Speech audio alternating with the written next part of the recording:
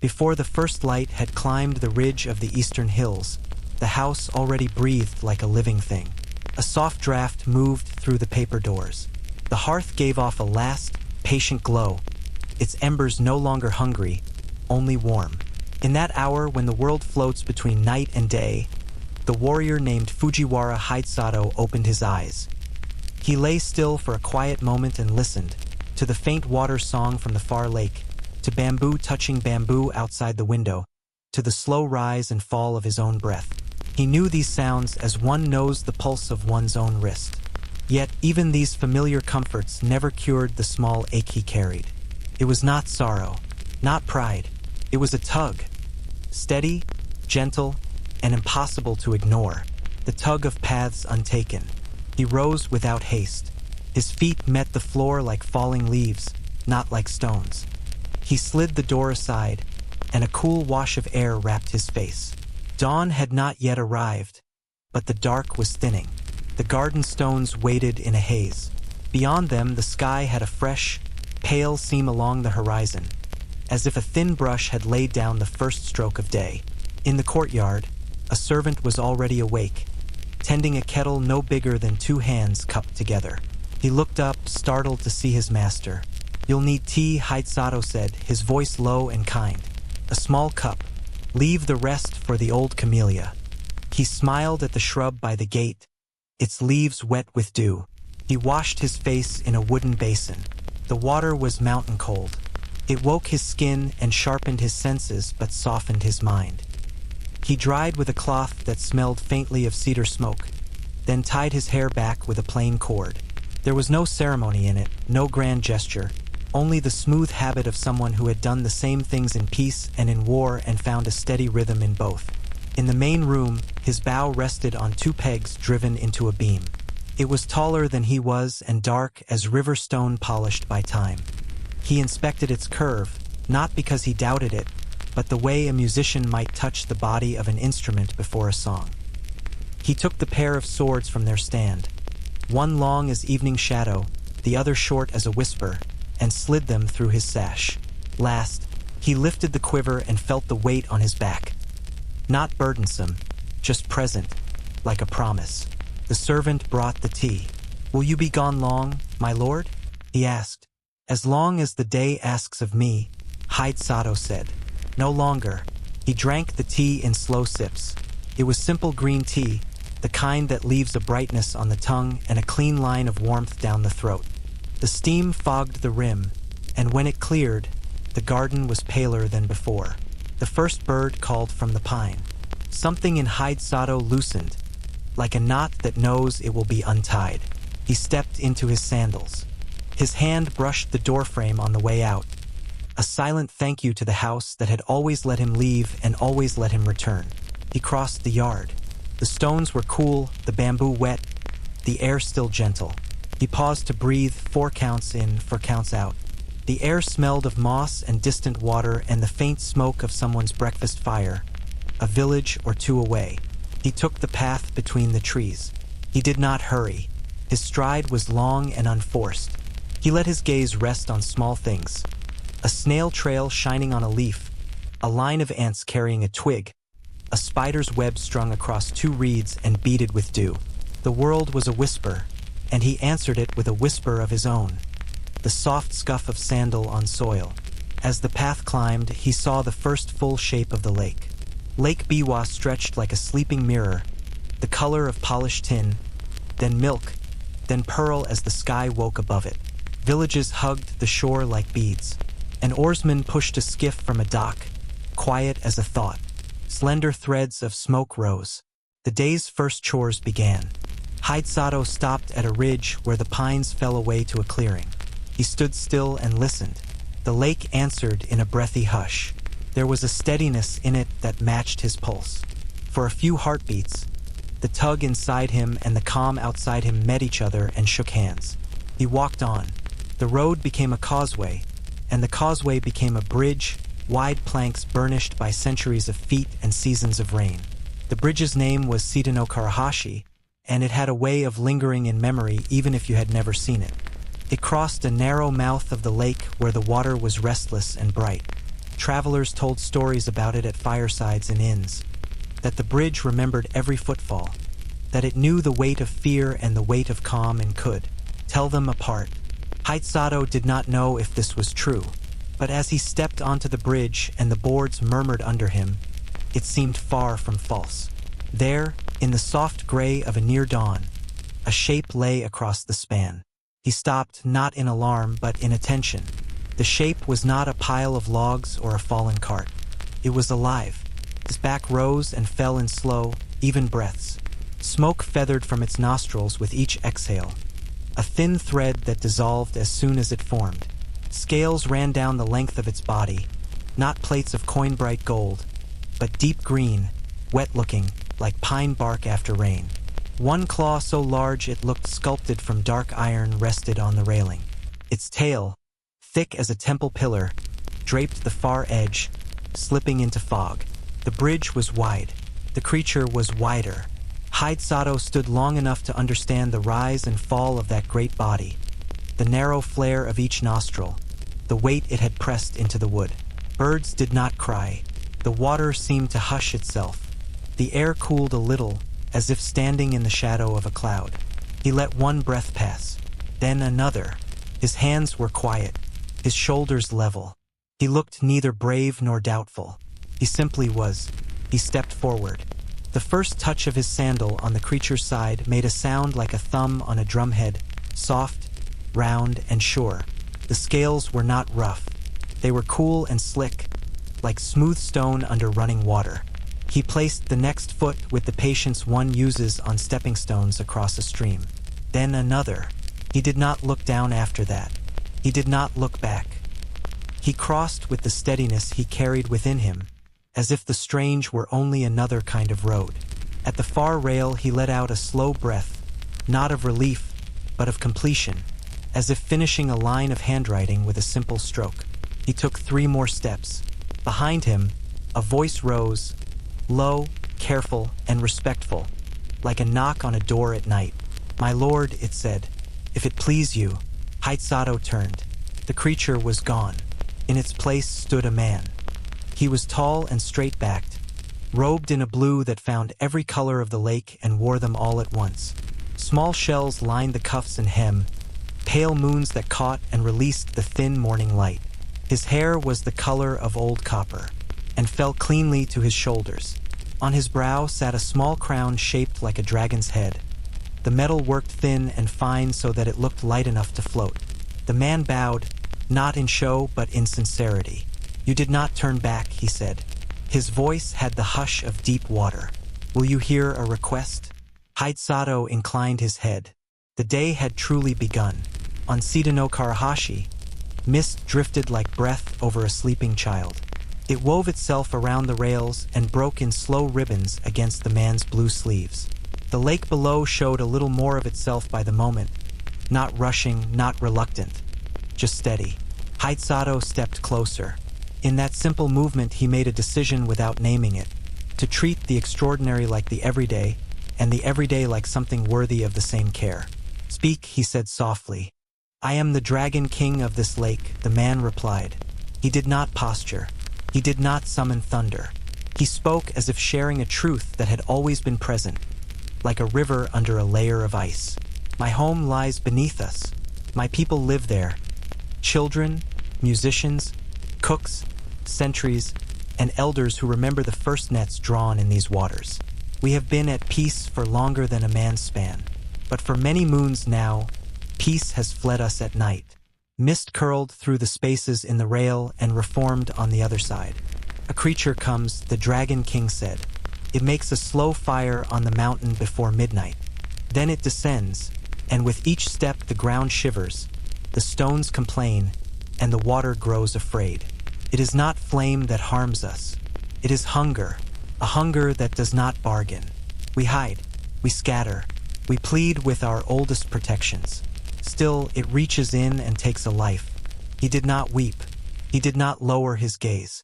But the air around him seemed to tighten, as if it, too, wished to protect what lay beneath. "Mount Mikami," he said, and turned to the far shore. Across the water, a mountain silhouette rose like a dark sleeve laid on a table. Though morning was upon them, 2 weak lights showed near the peak, still visible from the long habit of burning night after night. They were not sun, not star, not man-made. They were eyes remembered and expected, and the memory alone was enough to trouble the water. I waited on this bridge, the Dragon King continued, in a shape that would send cowards to their knees and might make the brave show their measure. I have tested many. Most ran. Cannot blame them. The world is full of rightful fears. But you walked forward and did not even look back. So I ask, not as a king to a servant, but as a father to a man who seems equal to the task. Will you help us? Haidsato listened. He didn't need more detail. The request fit himself like a shirt someone had measured exactly to his shoulders and chest. It was not showy. It was not grand. It was simple. The kind of simplicity that can hold a world. I will, he said. Tonight. The Dragon King nodded once, and his face changed. Not in shape, but in ease. The air loosened around him. The mist lifted from the rails, making slender curls that drifted into the brightening sky. Come, he said. I will not talk on a bridge to a man who has given me his yes. Let me show you the house he has agreed to protect. They walked to the middle of the span. The Dragon King set his palm on the rail, almost casually, as you might greet a friend you have known since childhood. The water below opened in a smooth oval. There was no roar. No chern. It was as if 2 doors in a silent house had swung inward on silent hinges. Steps of light appeared, descending into a soft blue glow. Haidsato's sandals met the first step. He had expected cold. Instead, he felt the same quiet he had known in his own home before dawn. The same freshness. The same small thrill of possibility. They went down. With each step, the lake's surface drew farther above them. A flat, bright disk. Schools of fish split and reformed, not in alarm, but like pedestrians making room on a narrow street for a neighbor. Water did not touch his hair or sleeves or the shoulders of his bow. He was inside the lake and not inside it at once. He decided not to wonder. There are moments when questioning is the opposite of gratitude. At the base of the stair, the palace spread as if grown from the bed itself. It did not overwhelm. It was grand in the way of mountains. Clear, still, and whole.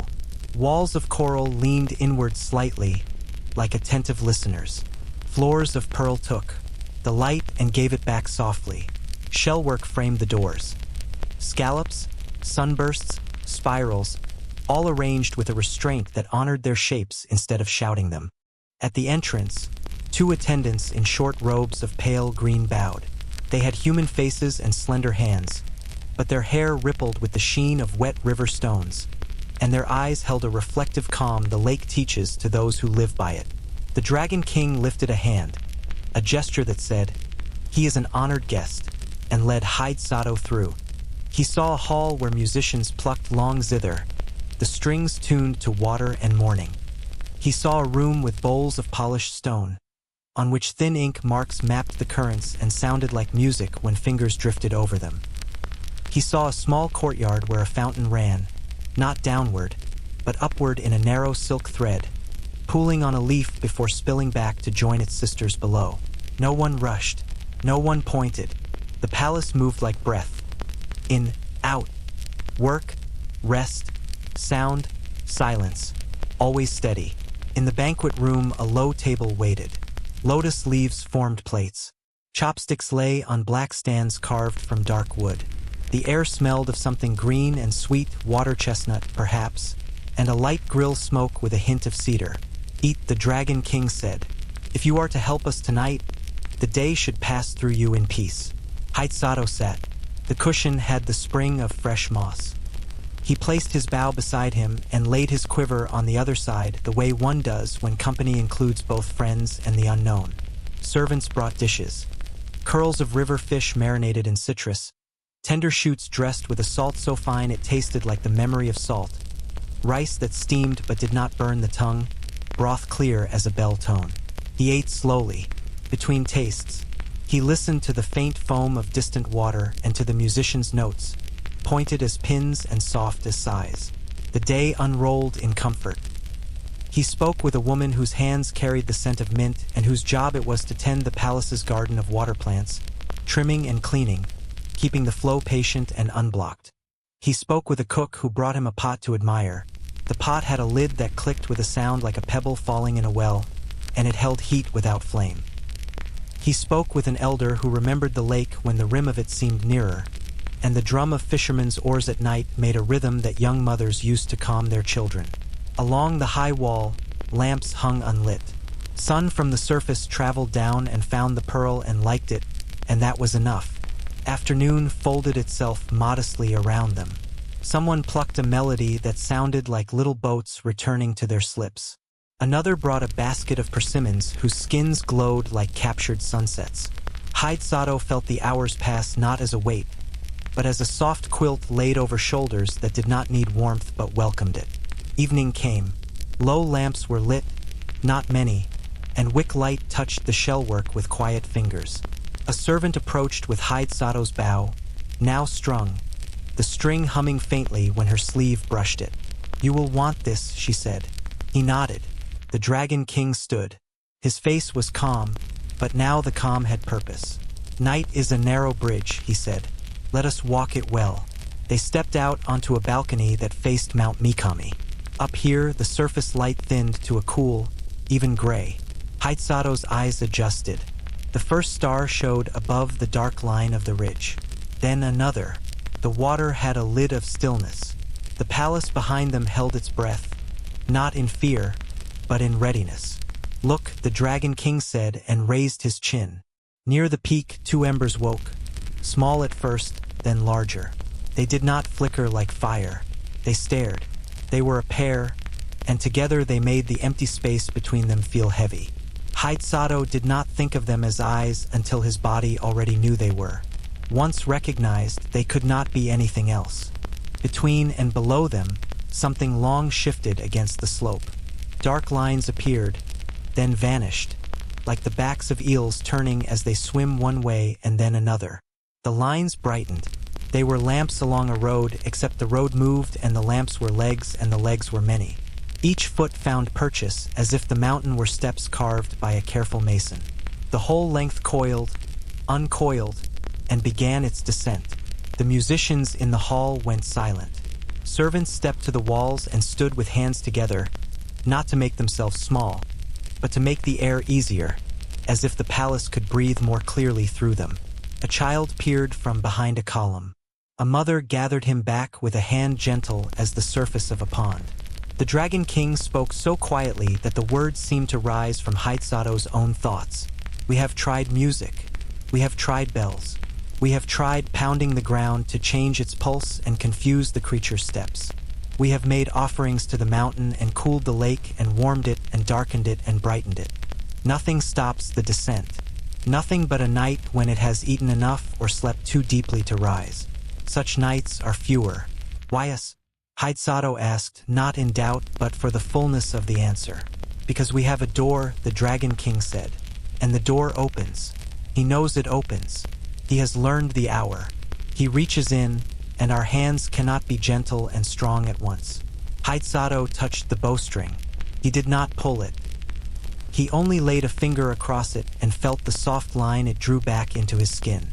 The lights along the creature's back brightened, flickered in sequence, and brightened again. The eyes were larger now, the distance between them wide enough to hold a small house. Even at this remove, the space between them had a gravity, and Hide-Sato felt it on the balcony as a tug behind the sternum. "What is it?" one of the servants whispered. She knew the answer but needed the word to be said, as a pause sometimes needs a beat of silence to become music. "A centipede," the Dragon King said, his voice steady. "Not as we know them. Something grown beyond its own sense of itself, all legs and hunger. It wraps the mountain 7 times when it is restless. It unwraps when it remembers us." Hide-Sato slid an arrow from his quiver. He checked the fletching with a thumb, then set the shaft gently across the bow. He looked at the tip, clean and sharp, and made peace with it. Not a love, not a hatred, only a simple acceptance of what it was built to do. He set his feet. He breathed in. He breathed out. "Wait," the Dragon King said. Haisato did not ask why. He waited. The eyes paused as if listening. They flared, then dimmed. The line of lights shivered. The mountain made a low, soft sound, not from itself, but from the thing moving on it, as stones adjust their lives to the lives of those who step on them. Now, the Dragon King said, "If there is a now, it is this." Haisato drew. The bow did not complain. It bent the way it had been born to bend. The string sang the smallest note, the kind a child hums into the neck of a bottle. He found the space between those two eyes and did not aim at it. He aimed through it the way a boat aims through a gate in the rocks. Air went out of him. The arrow went with it. Flight was a line. The arrow held that line as if nothing else existed. Traveled with grace. It reached the brow and struck cleanly. And then, as if the mountain itself had tilted at the last moment, it skittered, slid, and fell aside. The eyes did not blink. Haisato's face did not change. He set another arrow and pulled. The second flew. It struck. It slid. It fell. A thin spark jumped from scale to scale and died like a moth hitting a window. The Dragon King held the rail. His knuckles did not whiten. He did not curse. But some inner door in him closed on a flutter of hope, the way a mother quietly closes a door when the baby has fallen back to sleep and she does not wish to wake her. The creature's descent did not quicken in triumph. It continued as before, each step considered and taken, as if the mountain had a language and it knew the word for every rock and every root. Haisato drew breath and set his last arrow across the bow. 3 arrows for a task of this size had seemed enough when the day was full and the hall bright. Now the number sounded small, like 3 drops offered to a dry field. He did not pull. He listened to his breath. For counts. For counts. He remembered a day when he had been younger and had climbed a path lined with old cedars. An old man, if he had a name, Haisato had not asked for it, sat on a stump smoothing a bamboo cup with a small knife. The man had offered water from a spring. They had climbed to a clearing where wind combed the tops of bamboo in slow strokes. A moth had landed on the old man's sleeve and stayed while the man told him, with no urgency, with no claim to secret powers, the breath of a man carries what he is. When you give it to your work knows you. Even the stubborn know you then. Haisato looked at the notch of the last arrow. He lifted it. Without drama, without looking around to see who watched, he touched the tip to his tongue. He did not spit. He did not bite. He tasted the cold metal and gave it a thin film of his breath, of himself, the quiet, steady part that had walked across the strange shape on the bridge that morning and not looked back. He set the arrow. He raised the bow. He did not hold long. The night is a narrow bridge, yes, but you do not linger forever halfway across. He drew. He released. The flight made less sound than before. It wore his breath like a coat that fit. It did not travel faster. It traveled exactly the speed it needed to travel. It did not strike the brow. It entered it, as if the brow were a door made for that arrow to pass. The shaft buried itself past the fletching. A light went out. Not one of the little ones along the back. One of the big ones. One of the 2. The mountain held still for a heartbeat. Then the body shuddered, and the lines of lamps along it flickered as if wind had touched 1,000 candles. The head sagged, met stone, and did not rise. The rest followed, not in a crash, not in a whirl, but in a settling, the way a great coil of rope falls when you cut the last knot at its center. No cheer rose from the hall behind them. Not yet. The palace held the silence as if it were precious, as if it were a cup that should not be spilled by any clumsy hand. Haisato did not lower his bow at once. He breathed in. He breathed out. Only then did he let the bow tilt toward the floor, as a craftsman sets a tool aside after the final pass.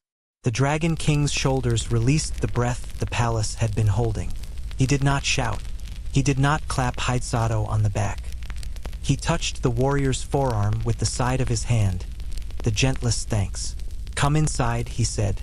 "Let morning come to the lake, and we will see what the day knows." Behind them, a musician found a single note on a zither, a note the size of a tear, but not made of sadness, and set it in the air. It hung there. Then another note joined it, lower, warmer, like a blanket folded over feet. The night widened, the balcony filled with dawn.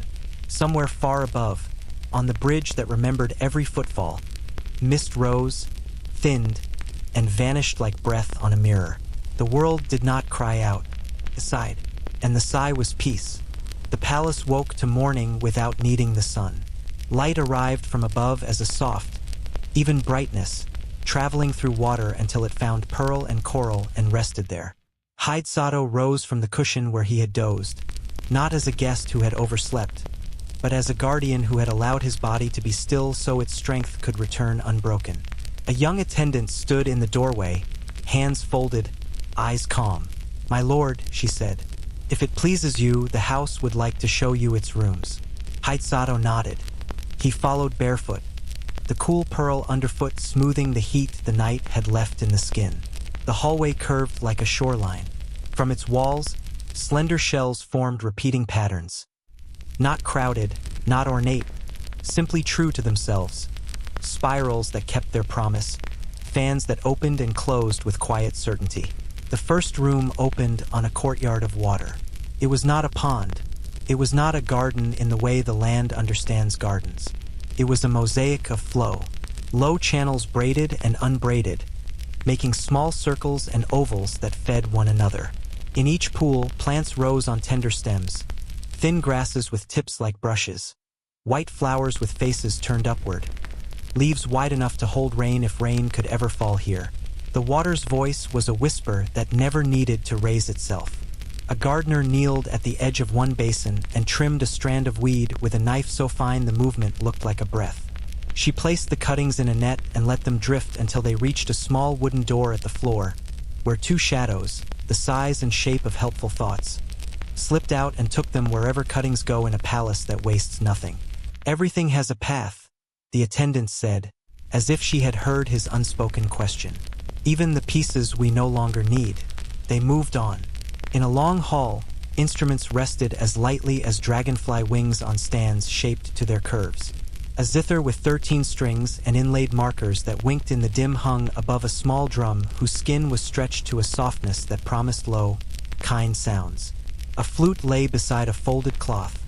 A set of bells, each a different size, each a different calm, hung from a braided cord. A musician in a robe of oyster gray touched the bells one by one with the tip of a finger. The notes rose, barely. They stayed close to the ground, like incense smoke that refuses to climb and instead gathers around the feet to comfort them. The kitchen breathed a tidy heat. No fire showed. Pots sat with their lids just open enough to release a thread of steam. A cook lifted one and tilted it toward Sato. Inside, grains of rice were as separate and whole as pearls kept by someone who loves them. "We listen," she said.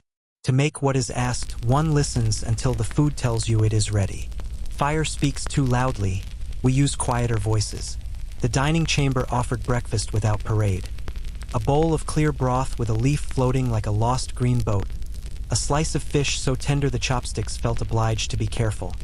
Pickled stems that woke the mouth without scolding it. Sato ate in unhurried silence. The walls returned the small sounds.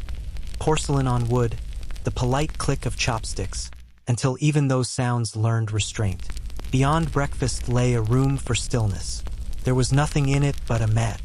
The mat faced a window in which water moved in slow pains, back and forth, like someone turning the pages of a book they have already read and loved. A place to line up breath with the house, the attendant said. Sato stepped inside and let his lungs find the palace's rhythm.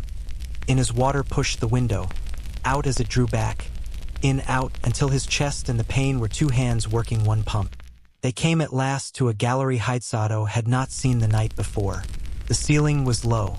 The floor curved gently downward in the middle, forming a narrow channel where sand had been raked into lines so straight that a small change of light might have been enough to bend them if light were less disciplined. The walls were alive with work. Woven grasses held in frames of driftwood, nets finer than sleep, notched stones used to read currents, a map made of cords and shells, each not a small island of knowing. The attendant stopped in front of a screen whose paper held images made in thin ink lines. Trees, a shore, a boat. Or so it seemed, until Sato saw the second set of shapes. currents drawn not as lines but as soft fields, each feeding the next. The screen did not show a landscape. It showed the listening that makes a landscape. The elders trace what they remember, she said. We look at it when the lake asks hard questions. Last night was a hard question, Haitsato said. It was. You answered. The attendant's expression did not bloom into admiration. It rested where it always had, in quiet recognition. When someone answers, the house changes. Rooms feel larger, then smaller, then exactly themselves again. At a doorway at the end of the gallery, the Dragon King appeared, robed the exact blue of deep water when it gathers under a rock ledge. Today he wore no crown. Only a narrow cord bound his hair.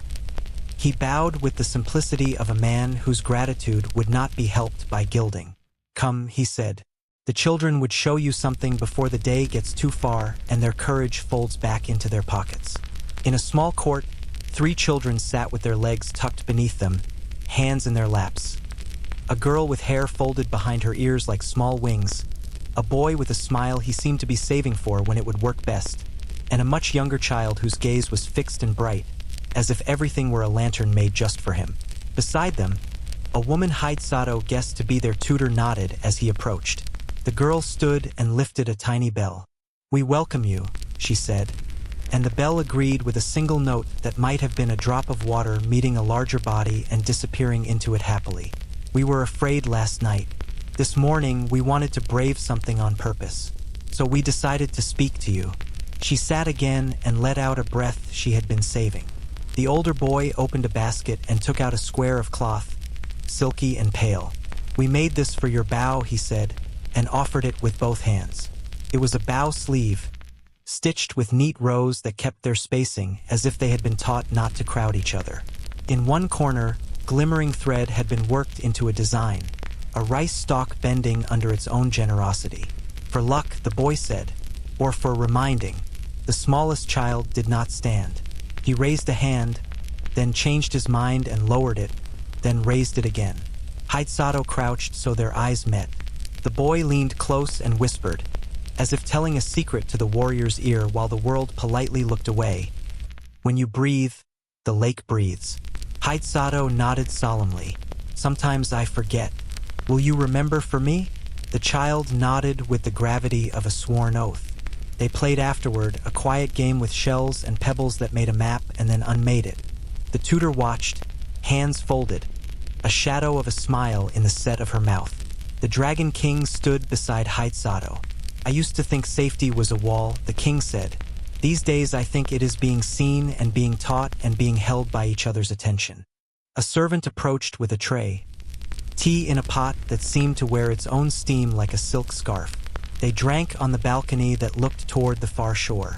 Mount Mikami had no embers now, no slow lamps winding. It was only a mountain again, dark green and patient. Sunlight came through water as a field of coins thrown and slowly setting. Gulls crossed overhead and looked, for a moment, like white leaves drifting down. This house is yours today, the Dragon King said. Walk where you wish. If something is a door, it will open. If it is a wall, it will be a wall. That will be enough. Haitsato wandered. He found a narrow stair leading to a narrow room whose only furniture was a long wooden table covered with paper and brushes. A woman sat with her back to him, painting a line so straight and even that the brush seemed to be rolling along a track. Please, she said without turning. Stand where you like. What are you making? He asked. Today, I am painting the sound the palace made when the arrow flew. Haitsato almost said that the sound had been small enough to be forgotten. He stopped. She knew. Her brush moved. The line grew. It would take the rest of the day to reach the far end of the paper, he guessed. When it did, nothing would be finished. Something would have been made. He returned to the court where the sand had been raked and drew his finger along a line. It smoothed the ridge. The man who had raked it appeared at once, not upset, only attentive. Would you like to try? He asked, offering a wooden rake whose teeth were worn to gentle stubs. Haitsato stood at the edge and pulled the rake toward him. The tines caught and then slid straight. A line formed.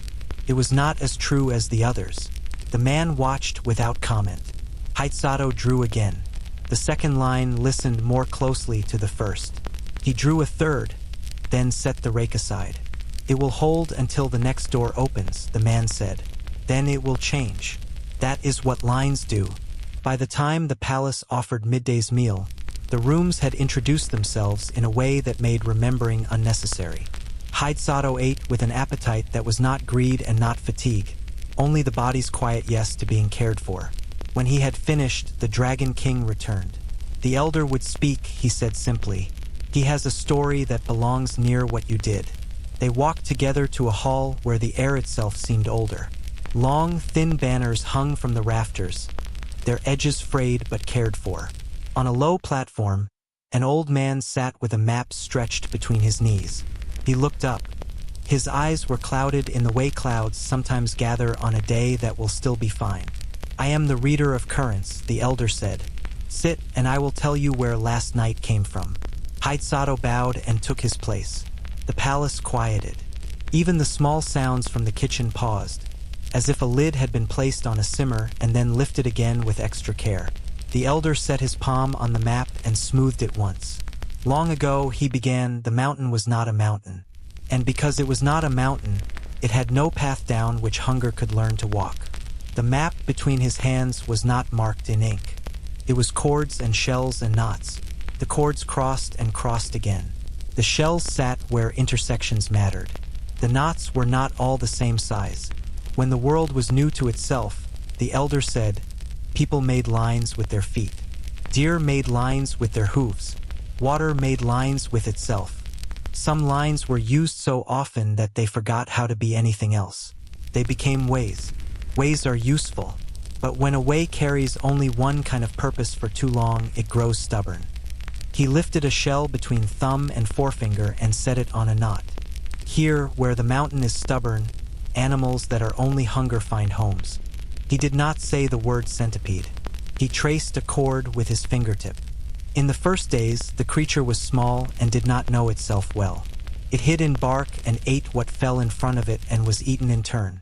But a year came when men cut a road where no road should be, a straight gasping wound down the mountain's flank to the water. They moved too quickly to ask.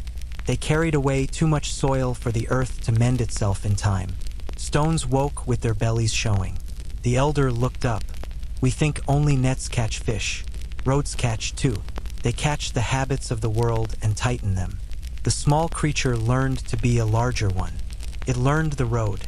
It learned the hour we were weakest. It had its own elders then, or something like elders, fears that became teachings. The teaching was simple. When the water is most asleep, go down.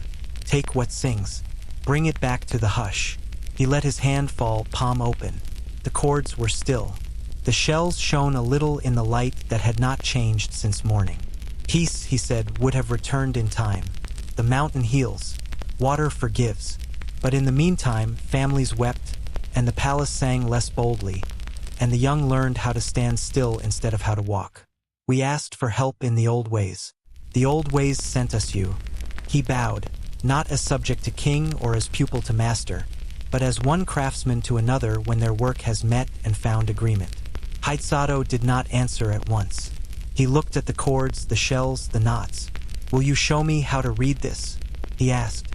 The elder smiled. You already have, he said. Last night you traced a line that asked to be straight. You made it so for a while. The mountain will dream differently now. It will not forget.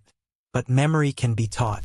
The Dragon King exhaled, a careful, measured breath. We will fill the day with such teaching, he said. Slowly, kindly, and if you will accept a walk along the halls just before dusk. There is one room more to see, one more voice you might want to hear. Sato stood. The palace felt lighter, as homes often do when a story has been told in the right place and in the right tone.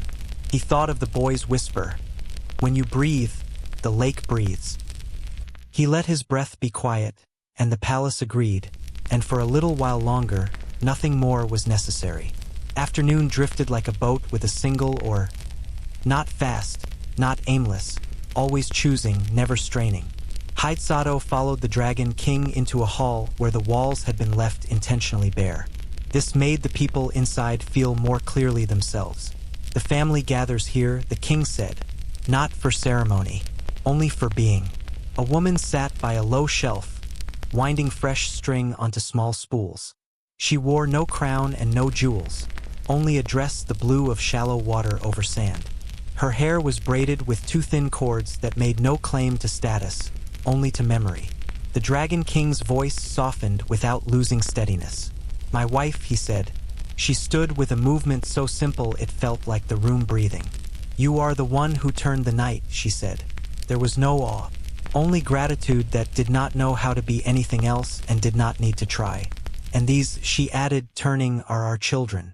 The girl with the bell from the morning bowed from the waist, more sure of herself now that her first bravery of the day was past. The older boy held a long ribbon of silk between both hands, showing a new stitch he had learned. The small child, the one who had kept courage like a lantern under his ribs, slept, cheeks flushed, one hand open, the other wrapped in his blanket like a promise. His breath made a tiny sound, a tide the size of a sparrow's wing. "We keep our days gentle when we can," the queen said. "Gentle days make strong nights when nights must be strong." They sat together. A plate of sliced pears arrived, their flesh pale as the inside of a shell. A second plate held small cakes dusted with something faintly sweet that broke between the teeth like a bright secret kept too long and finally told to the right person. "Will you tell a story?" the girl asked her mother. "Not I," the queen said. "Your grandfather should tell this one, and he will tell it quietly enough that your brother will sleep through the loud parts he does not need to hear." The elder from the map room came in, unhurried, his steps making soft announcements on the floor. He sat and, before speaking, looked at the sleeping child. He adjusted his voice until it lay under the boy's rest like an extra blanket. "Once," he began, "there was a fisherman who did not fish." The boy's breathing did not change. He mended nets.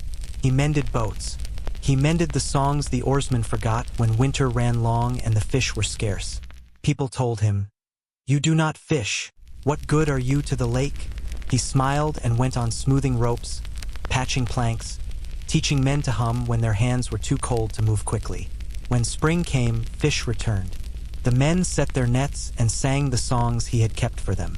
They caught more than they had before they forgot. They brought him a share. He did not want it. He had eaten well all winter. "This is yours," they said. "You did not fish. You made it possible to fish." He accepted. The lake had no opinion. It only mirrored what it saw, work and thanks. The elder folded his hands. "We think the hero is always the one with the arrow in his bow. Often he is. Sometimes the hero is the one who carries a song through the cold." Sato felt the words find a place inside he had not known was empty. "I will carry what you give me," he said simply. A small rustle drew their attention.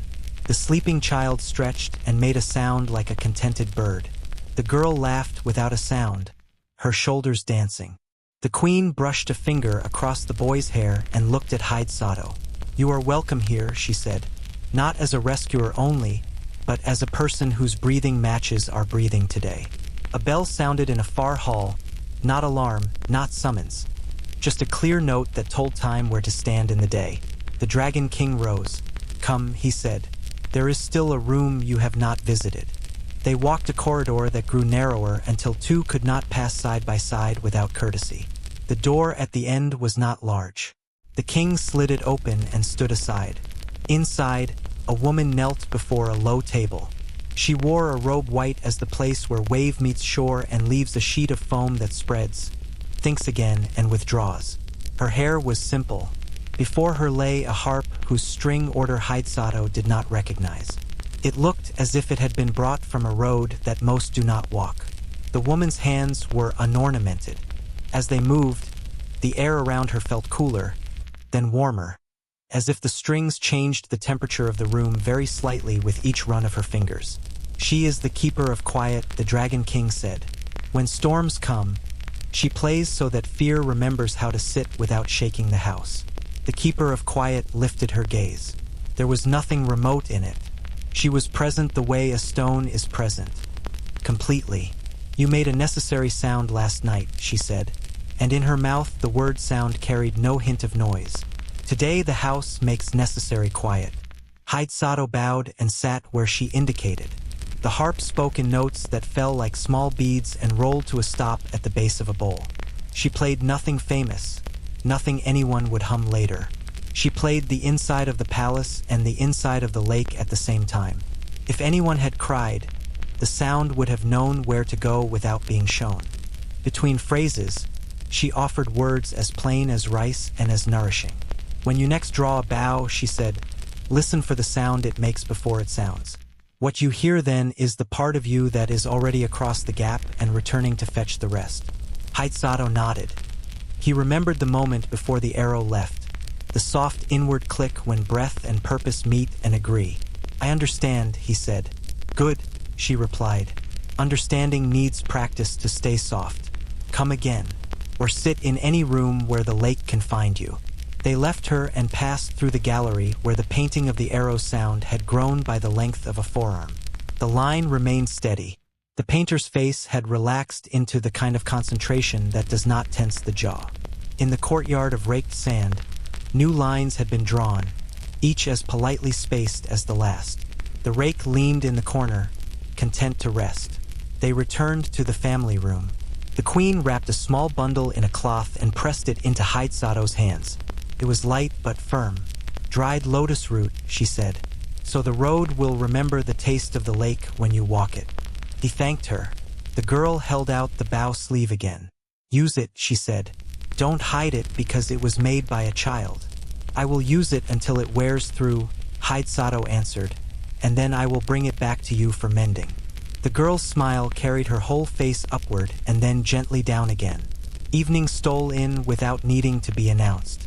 Lamps were lit in numbers that pleased the eyes without tiring them. The Dragon King looked toward the far shore one last time. No fires, he said. A night for sleeping. The palace agreed. It folded itself into calm. Somewhere, the keeper of quiet laid her harp to rest. Somewhere, the cook closed the lid of a pot with that small, satisfied click. Somewhere, the old man tied a new knot on a new cord in a new place on the map. In the family room, the small child slept again. Sato watched the rise and fall of the blanket and let his own breath match it. Sleep would be easy here, but it found him slowly, as if wishing to sit a while first, like a friend on a porch step, sleeves rolled, listening to a story that does not need an ending to be complete.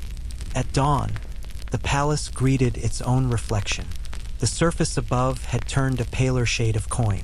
Fish marked lines through it the way pens mark lines on a page. Sato dressed, slid his swords through his sash, and lifted his bow. The children were already awake, voices bright but soft, their mother teaching them how to fold cloth so corners meet without quarrel. The Dragon King met Sato with a walking staff. He did not seem to need it. Perhaps the staff needed him for company. The elder would show you the mountain from a room that holds its shape, he said. They entered a chamber with 3 windows, each facing a different idea of the world. One toward the ridge, one toward the lake's middle, one toward the bridge that had watched beginnings and endings since men first thought to link one shore to another. On the floor lay a large circle of woven reeds. The elder crouched beside it, his hands spread as if warming themselves over a low fire. Sit, he said, and Sato did. I've told the story of the road. Today I pass on the song of how to listen to the place that road crosses. He touched the reed circle at 4 points. The mountain, he said, is not the enemy. It is a body. The creature we fought found a nerve and pressed it. It learned to do this because the nerve lay bare, like an arm outside a blanket in winter. He looked toward the window that framed the shore. When men chip steps into a slope, we should hum. The hum is not for comfort alone. Tells the stone our intention. A stone told of a careful purpose will set differently. It will question the weight above it. It will shift until it can bear a life without surprising the lives beneath. When men forget to hum, the stone remembers only the strike, not the hand. It holds itself against us. It grows brittle in the wrong places. A creature born for tight crevices tastes the crack and calls it home. Sato listened as the elder made a sound that was almost a hum and almost a breath and settled somewhere in between. The palace answered, not as an echo, but as the answering note in a chord. Years ago, the elder continued, A hermit lived on Mikami, 3 bends below the first spring. He did not scold those who passed. He offered tea. He taught one thing: give the mountain the shape of your breathing before you ask it to hold your footsteps. Some laughed. A few learned. The creature did not begin its descents on nights when those who climbed had breathed properly on their way. But laughter travels faster than patience, and the teaching did not widely take. Hide-Sato placed his palm on the reed circle. I met such a man, he said. He said breath carries what we are. He might be the same. Wisdom moves from mouth to mouth until it forgets which face it wore first. The elder said, good. Then you already know what I would teach and only need a room in which to remember. He guided Hide-Sato through a simple pattern. 4 beats in, pause. 4 beats out, pause.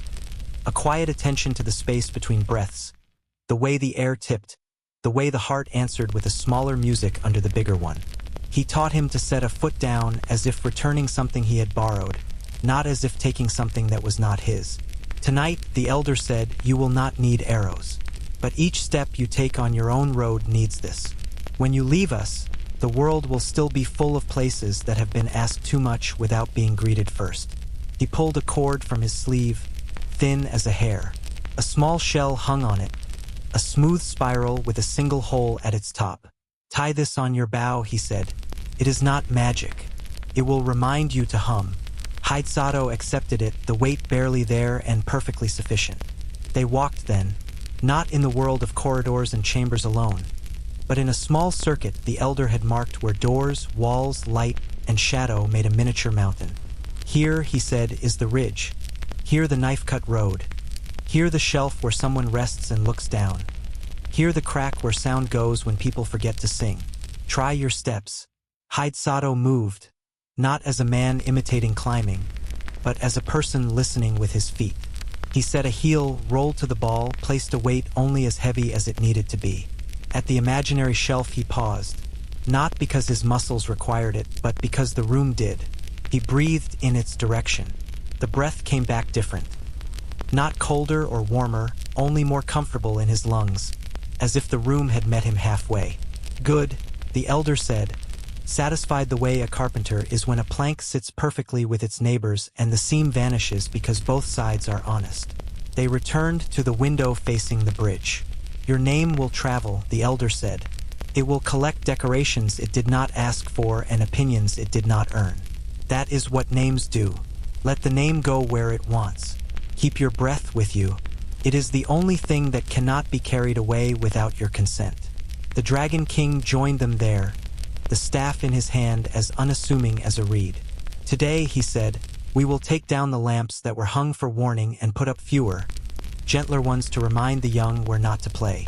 We will cut a new path for a stream that has been asking for relief, so it will not gnaw the bank when rain is greedy.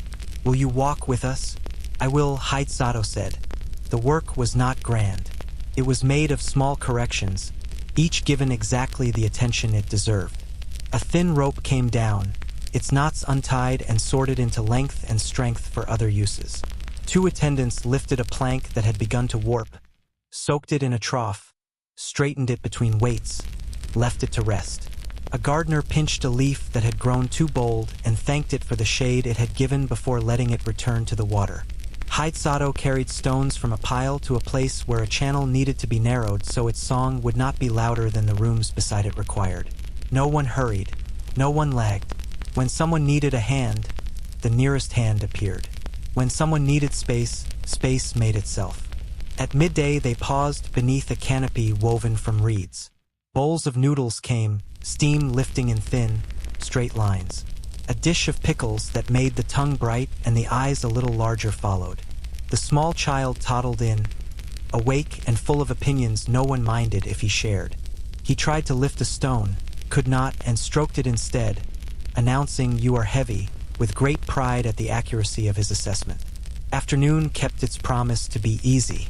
At its edge, the sky above the water turned the pale gold that tells fishermen how much time remains before they should be home. The palace lamps took their evening glow, not all at once, but in a sequence that pleased the eyes. The Dragon King set the staff in its stand and turned to Hide-Sato. "Walk with me to the balcony," he said. There is one more piece of the mountain story you have not heard. It belongs not to fear, but to gratitude. They stood side by side and looked across the water. Mount Mikami did not threaten. It held its shape without effort, the way a person does who has nothing to prove. The Dragon King spoke in a voice that could have reached the far shore if it had needed to, but did not.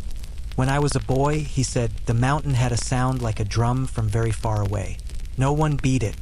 It was the size of the world, and yet it was small enough to sit in a child's chest and comfort him when night grew woolly and the mind wagged its tail too hard.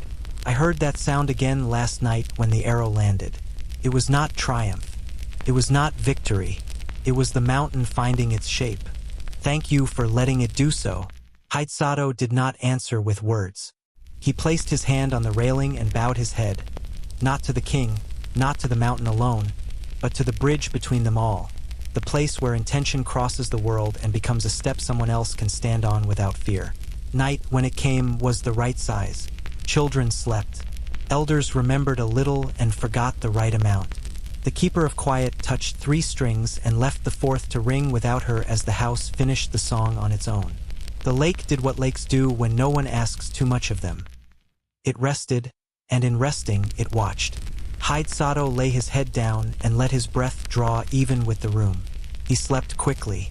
His last waking thought was not of the arrow or the eyes or even the thanks. It was of a shell on a cord and the way a boy's whisper can become a law in a man's life. When you breathe, the lake breathes. Sleep agreed. It carried him on its back as steadily as a boatman who knows both shores and does not hurry either. When morning returned, it would find him ready. For now, the palace held him, the mountain held itself, and the lake held everything else. Evening came as it always does when no one crowds it. Step by step, color by color, a hand lowering the dimmer instead of flipping a switch. Lamps bloomed along the palace corridors and kept their glow close to the walls, leaving the open spaces soft and dusk-like. The lake above held the last light as if it were weighing it in the palm before letting it go. Haitsato bathed his hands in a basin where petals drifted. The water was warm, not hot, as if it had been trained to rest at the same temperature as a calm pulse. A servant brought him a fresh robe, simple, pale, and cut to move without drawing notice to itself. He set his bow beside him, the corded shell the elder had given him tied near the grip. When he lifted the bow to test the string, the shell made a small, approving tap against the wood. The great hall had been set for a feast, though nothing in it shouted the word. Mats were arranged in gentle fans. Low tables stood in rows with just enough space between them for robes to fall and sleeves to pass. Above, from beams that looked like smooth driftwood, hung strands of clear glass drops caught from old currents and shaped into adornment. They gathered the lamplight and returned it to the room in a way that left no corners harsh. The Dragon King and his queen greeted each guest in turn. There were no titles spoken, only names, and often even those were left for later. The greeting did not need words to feel complete. The children entered, newly scrubbed and solemn for the first few breaths, then relaxing when they saw the small cakes on a tray and the musicians settling their instruments. The girl carried her tiny bell and kept it silent in honor of the quiet that had kept them safe. The first course was a simple broth, tasted as if the lake had learned how to make tea. After that came plates of river fish sliced in thin porcelain petals, rice steamed under leaves so it held the memory of green, and mountain vegetables cut on the bias so their fibers looked like the grain of silky wood. Between courses came pauses, and in the pauses, music. Never long, never heavy, as if the songs were simply guide ropes set across the evening to help people find their footing between mouthfuls and memories. A singer rose, an older woman whose voice had spent years learning how to be clear without being sharp, and sang a song the palace saved for relief. It was not a victory song. It did not name a foe. It sounded instead like water stepping down stone stairs, and into a pool where friends wait to wash their hands together before they share news. When the song passed, the elders spoke. They did not make speeches. They remembered out loud, as if pulling loose threads of the day's cloth and weaving them back in right where they belonged. The mountain has softened, one said, or perhaps we have, said another. The room agreed without fuss. The queen lifted a cup. We thank, she said simply, and drank. Everyone followed. Sato felt the warmed porcelain travel down his throat and become a low, steady hum just above his belly. It did not quicken anything. It steadied what was already steady. Children's laughter ebbed and flowed, a tide the size of a small cove. Servants glided like the calm between the waves. At one point, the small boy climbed into Sato's lap without asking. He sat there for a long while, hands folded, taking in the room as if he were reading along in a book someone else was holding. When drowsiness arrived, he slid down and went in search of his mother's sleeve. Sato's knees felt not emptier but kinder for having carried the child's weight. Later, dancers entered. 10 figures moving as if they had been taught by the reed beds to bend without breaking. Their sleeves curved like a line a boat leaves in quiet water. They did not tell a story. They made an hour. Everyone in the room accepted it. Between the third and fourth course, the Dragon King took Sato aside to a balcony that tasted of fresher air. Night on the lake was a polished bowl. Stars kept their positions and did not insist on being counted. The bridge far away was only a dark idea laid across the light idea of water. I have thought of how to thank you and have found no ceremony large enough to do it without spilling, the Dragon King said. So I will use small ones. Many small bowls make a meal. He clapped once softly. 2 attendants appeared, carrying a shallow tray with a folded cloth. The cloth was dove gray and fastened with a pin shaped like a grain of rice, carved from bone and polished smooth. The king lifted the cloth. Beneath lay 5 objects, spaced as if each were shy of the others and needed room to be itself. A bell, he said first, touching the shoulder of a bronze bowl whose rim was thick and strong. A sack of rice. He indicated a small, tightly woven bag sealed with a simple knot. A bolt of silk. It lay rolled, its luster more like moonlight than metal. Pot, lidded, compact, with a handle meant to fit a working hand. And a smaller bell. He smiled at Sato's slight frown, the kind a soldier wears when he understands the gravity of receiving gifts and wishes to be sure he does not fail the gratitude required. These are not for display, the king said. They are for use. That is our way. Musicians behind them began a new song, low and open, like a road at dusk. The queen joined them on the balcony, her robe a more luminous white in the night air. They are also not what they seem, she said. In our house we ask each tool to carry a kindness, to freeze our hands for other work. She did not explain more. Not then. Gifts carry their own introductions, and the wisest givers let them speak when they are ready. They returned to the hall. The second singer rose with a shamisen and plucked a pattern that walked and never tired. People began to hum. The hum did not match any one melody exactly. It sat beneath, a bed for the tune to sleep on later. Sato closed his eyes. Behind his lids, the mountain did not blaze. It rested. The centipede did not creep. It was gone.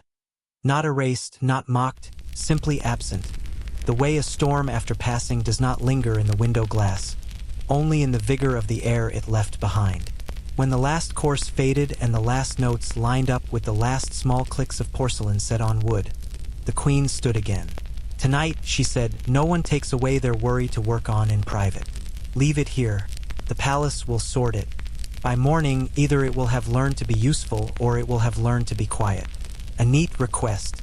People complied. You could feel it. A room lightened by what it had been asked to release. Sato bowed to those he passed, servants, elders, the keeper of quiet, the boy now fully asleep in his mother's arms. He returned to his room. The gifts waited there, already knowing where they belonged in the small order of his belongings. He set his hand on the bronze bell and the bell made, without being struck, the faintest note, like a thought finishing a sentence. He slept with the comfort of a man who knows that the next day has promised to be kind and, more importantly, knows it plans to keep that promise. Morning arrived on velvet feet. The lake's light climbed down the water and stood at the windows as if it had been invited. Sato woke easily. He rose and tied his sash with one smooth pull, the motion feeling like a phrase repeated until it learns to mean the same thing every time. In the outer room, the tray with the gifts had been replaced by 5 separate trays, each holding a single object and a small card with 2 or 3 brushstrokes that suggested a name more than it declared it. The Dragon King entered with the Elder of Currents and a young attendant carrying ink and paper. "It is the custom," the king said, "to learn the voice of a gift before you carry it across a threshold. May we do that together?" Haitsato nodded. He did not ask for instruction. He waited the way a low branch waits for a bird. Alert, strong, patient. They began with the great bell. It looked like something drawn from a temple, but smaller, as if made for hands rather than rafters. The elder placed it on a cushion that had a circular groove, worn not by time but by intention. It kept the bell from sliding into argument with the floor. He lifted a small padded mallet. "We strike not to call," he said, "but to align." He touched the rim lightly. The note was not loud. It went forward, then folded back, like a tide deciding to stay a little longer. It filled the room without pressing on it.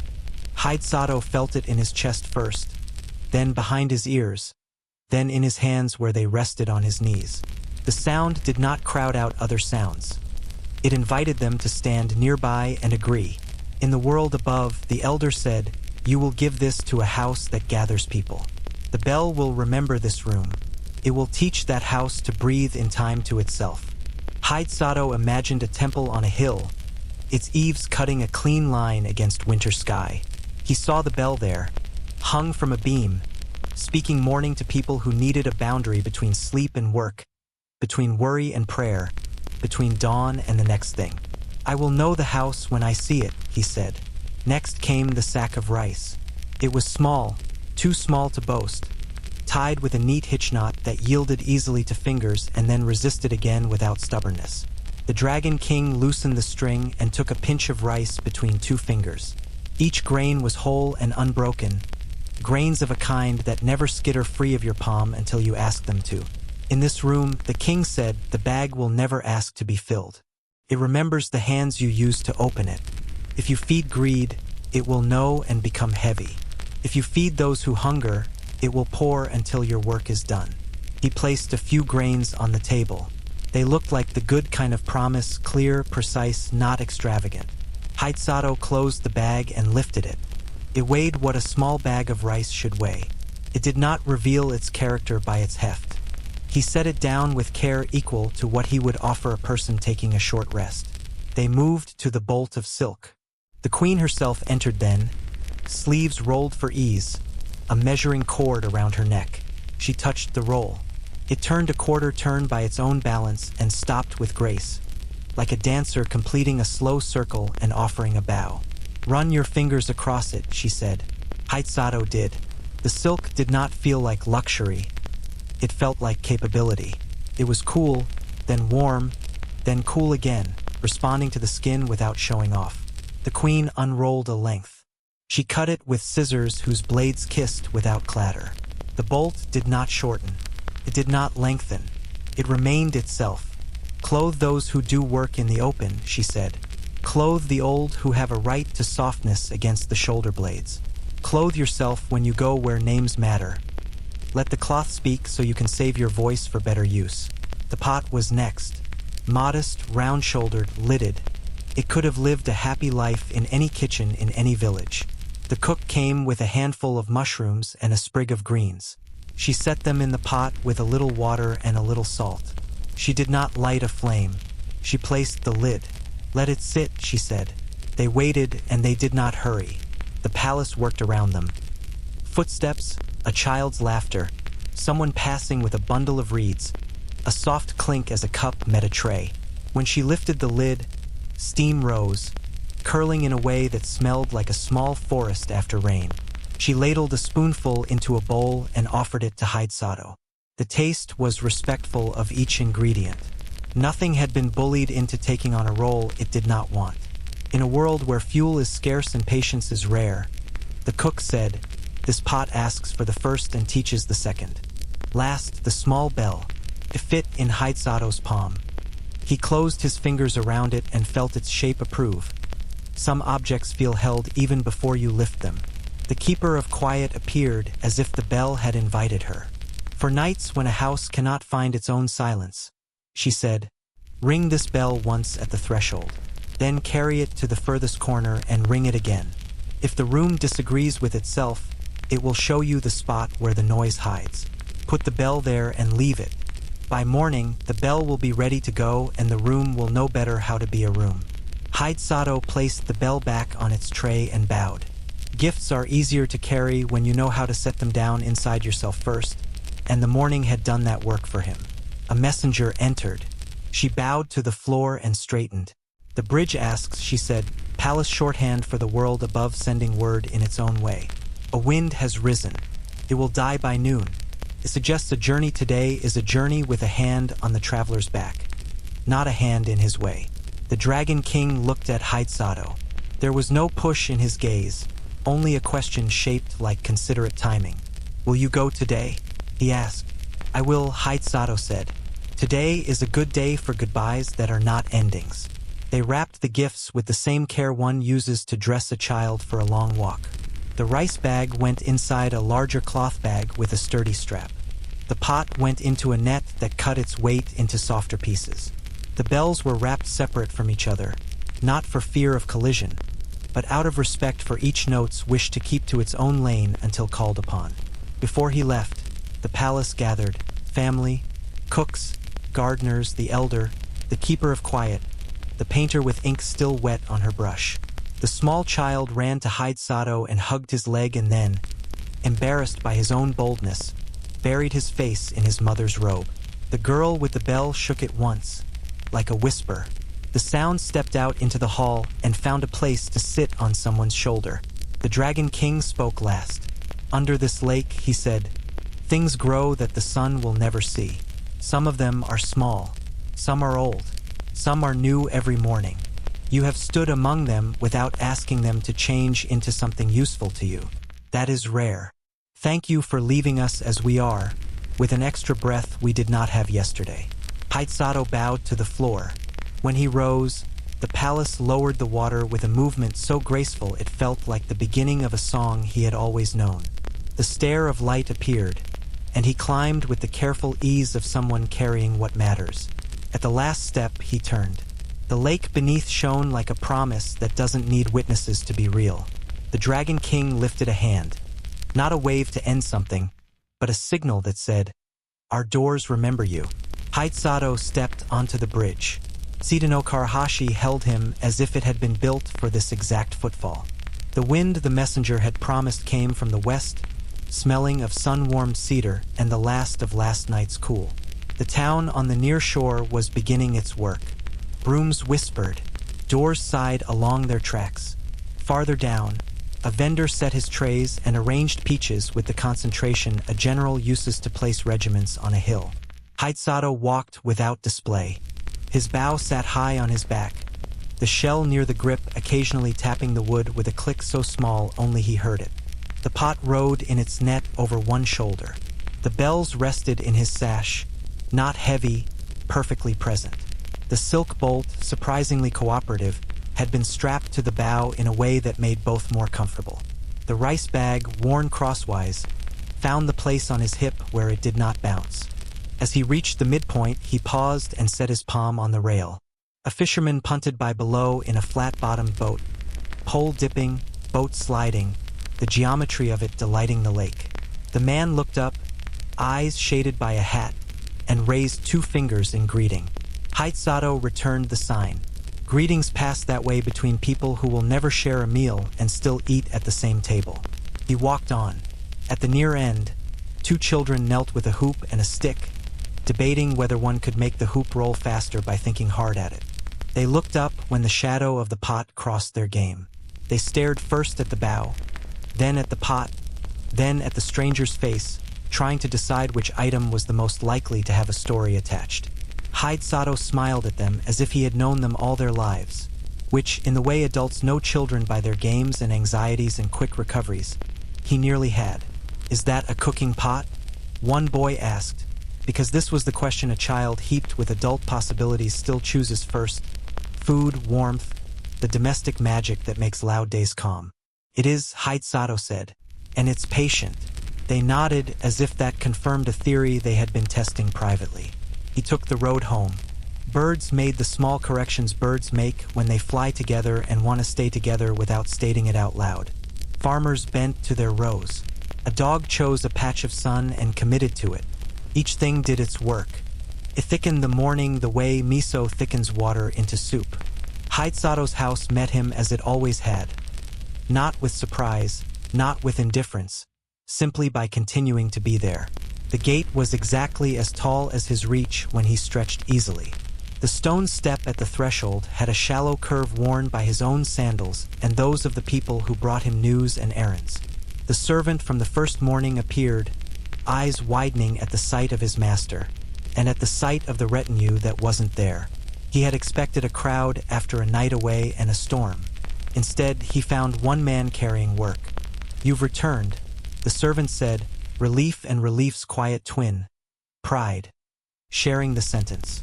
He took the net with the pot and turned it in his hands, curious. Haidesato explained only what needed explaining. "We will give the large bell to the temple," he said. "It belongs in a place that weighs the hours honestly." He set the bell on a pallet and, with the servant's help, carried it to the small temple at the top of the path. The priest, an old friend who combed his beard with his fingers when he thought deeply and scratched it with the same fingers when he thought shallowly, came out to meet them. "This is a bell," Haidesato said, the way one might begin a conversation about a child by saying "this is my son" and letting the rest reveal itself. The priest touched the rim. He did not strike it. Bells know when they are being treated as things and when they are being greeted as voices. "We have waited for this," he said, though he had not known it until this moment. He hung it from the beam with a rope that remembered how to hold. He tapped it barely. The note stepped out into the morning, walked to the gate, crossed the yard, climbed the path, and went on toward the fields where people heard it and lifted their heads without asking themselves why. Across the lake, the sound reached a fisherman's boat. He did not hear it as a note. He felt his hands relax and his breath even, and he thought of his daughter's laughter and set the pole with more care and less hurry. Haidesato left the temple with a lighter stride. He placed the rice bag in the kitchen, on the left-hand shelf where rice had always lived. He untied the knot, dipped a measuring cup, and filled a small pot. When he tightened the string again, the bag neither sunk nor swelled. It sat with the confidence of a tool that knows its job and does not brag. He thought of faces, the neighbor who had lost a harvest to a hailstorm 2 valleys over, the widow whose sons worked far away, the band of traveling players who came each summer and left leaner than they arrived. The bag would find them. He would see to it. He slid the bolt of silk into the chest where cloth lay folded like quiet snowdrifts. It did not disappear among them. It brought its own weather. He took a length and measured a coat for the old priest who walked in wind more than most people do. He cut the cloth. The bolt did not pinch. The bolt did not empty. He smiled without showing his teeth and set the piece aside to be stitched when the house's hands were rested. He lifted the small bell and walked the rooms. At the threshold of his own sleeping space, he rang it once. The sound did not fly. It settled just above the floor, touching the tatami and the beam above and the small table where he kept the comb he never used. He carried the bell to the far corner and rang it again. The second note moved like a gentle broom. It found a patch of air near the ceiling that had been holding onto an old worry about a winter 3 years gone. The worry sighed and left. The bell grew lighter in his hand. Finally, the pot. He set it on the low hearth and placed within it nothing but water and a few grains. He covered it and let it sit. By the time the priest returned from hanging the bell with a look on his face that said he had found a new friend, the pot offered a fragrance like a memory learned at a neighbor's table. They ate. No one spoke for a while because there are meals whose first duty is to restore the parts of a person that overuse has made brittle.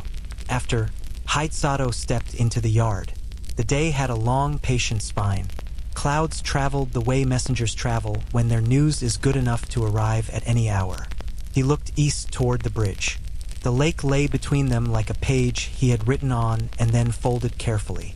Neighbors began to arrive, not because they had been summoned, but because bell notes and the way a road carries footsteps away and then back again constitute their own form of invitation. They stood at the gate, reluctant to intrude, visibly curious. Haitsato met them there with the rice bag in hand. "You'll take some," he said, and they did, first with hesitation, then with relief that grew legs and ran a little, and finally with a modest joy that did not need bows or speeches. Someone produced a cloth, the kind people keep for special errands, and tied up the rice like a baby. A child hugged the bundle as if it were a dog. Across the yard, two old women reached for the bolt of silk at the same time and laughed like girls when their hands bumped, delighted to be reminded of their agility. The pot simmered without fire. A line formed, then unformed itself without argument, then formed again in a shape that matched the yard better. By late afternoon, Haitsato's house smelled like a holiday that had decided to train itself to happen on ordinary days. He walked the path between kitchen and gate, between neighbors and priest, between gifts and uses. Not once did he think of debt or balance. Not once did he count. The world counted for him in the only measure that mattered. Breath even and easy, hands moving, voices relaxed enough to be playful. When twilight laid a hand on the ridge, the temple bell spoke again. Its note filled the valley and rested the day where it should be. Not jammed into tomorrow, not collapsed backward into yesterday, simply set down in the right place and left to cool. Haitsato lifted the small bell at his doorway and rang it once, then set it on the sill to listen to the night it had helped make possible. He stood in the yard with his face turned toward the lake. The bridge was only a thought in the dark now. He bowed toward that thought, a bow that bent at the waist and then farther, the kind a man gives not to a person standing before him, but to the pattern that holds him and those he loves without knowing their names. He slept as houses sleep when they have been well used, fully, without guarding, without peering into the corners.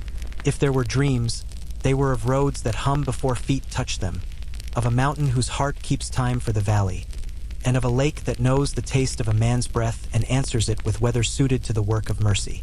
The first harvest after the bell arrived began with clouds that knew their lane and kept to it. Rain came at night like a courteous guest, tapping the roof lightly before it walked through the fields. Days were clear enough for work, warm enough for the old to sit outside and mend, cool enough for the young to run the errands that teach a body its own length. Haitsato did not command the village. He moved through it the way a river moves through reeds, present, guiding, allowing each reed to keep its own green. He visited the widow on the slope where the wind liked to talk. He weighed her rice jar, smiled at its lightness, and filled it from the sack that never scolded him for being generous. He paused at the carpenter's shed and left a roll of silk on the bench, not for decoration but to wrap tools that had earned a softer sleep. He stopped at the school, such as it was, a hut with a roof that had learned to hold off most of the rain and a floor that respected bare feet.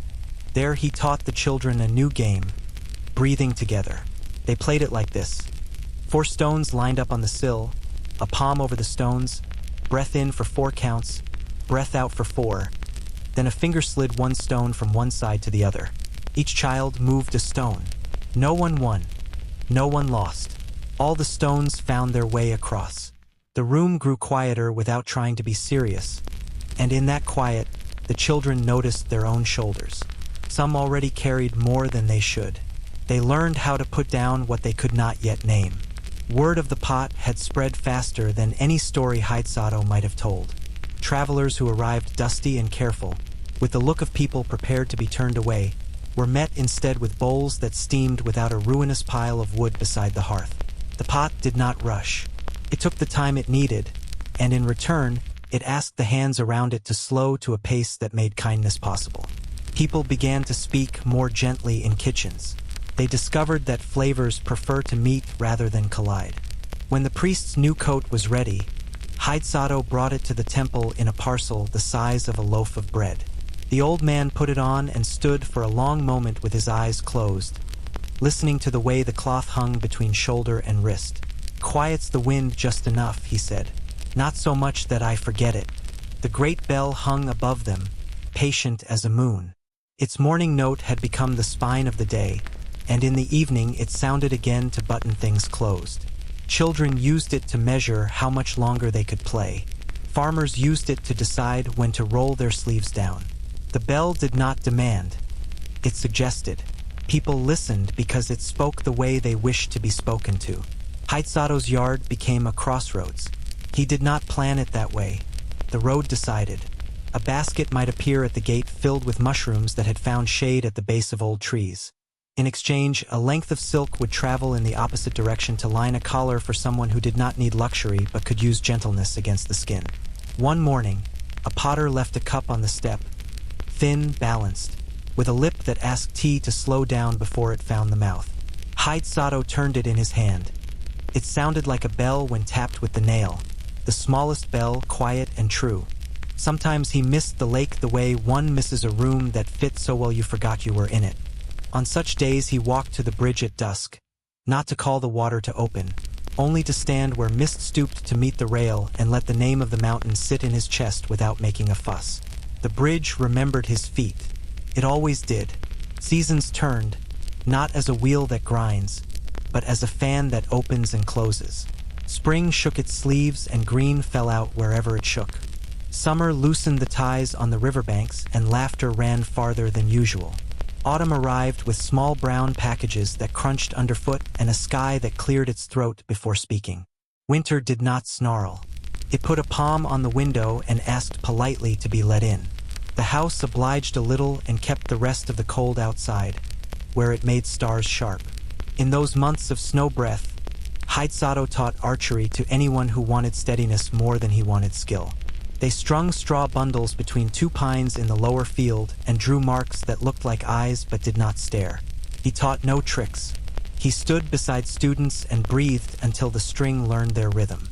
Wait until the aim stops being in the tip of the arrow, he said. You'll know when it moves to your breath. Then the body will decide without you, and you can be surprised at how well it chooses.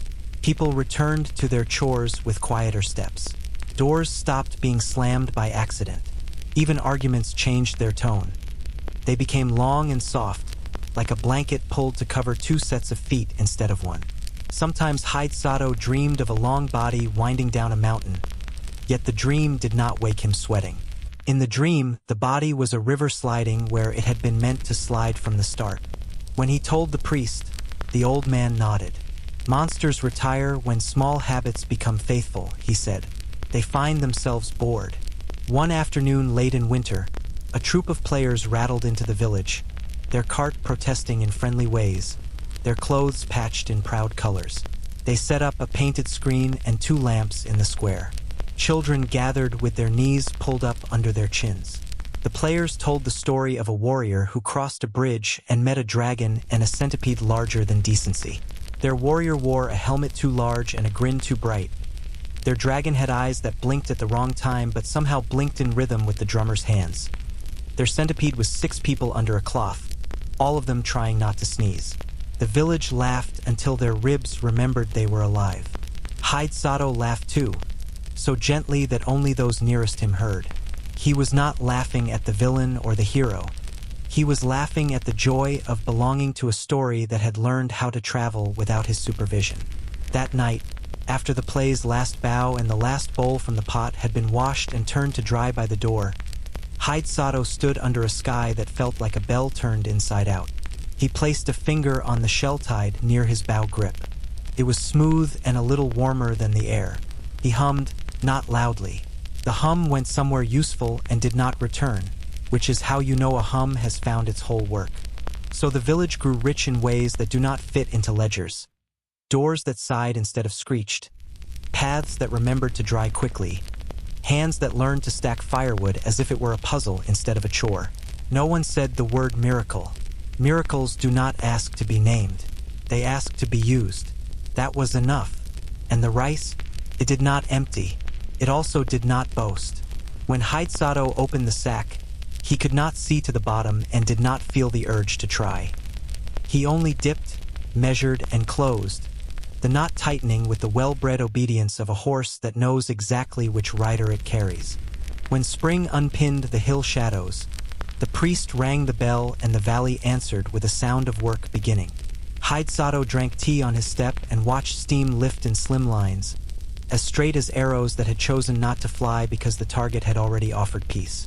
He had no prediction to make. He needed none. The day would happen and he would meet it, That was prosperity enough. The festival began with a breeze that smelled of toasted barley and lantern oil. Banners the color of river stones strung the lane, not bright enough to argue with the season's own colors, bright enough to let the season know the village had noticed. Drummers found a soft beat and kept it close to the ground. Vendors set out trays that made promises without shouting. Skewers with a char just shy of smoke. Pears sliced so even their edges looked like careful thought. Cups waiting in straight, friendly rows. Haitsato did not plan to be noticed.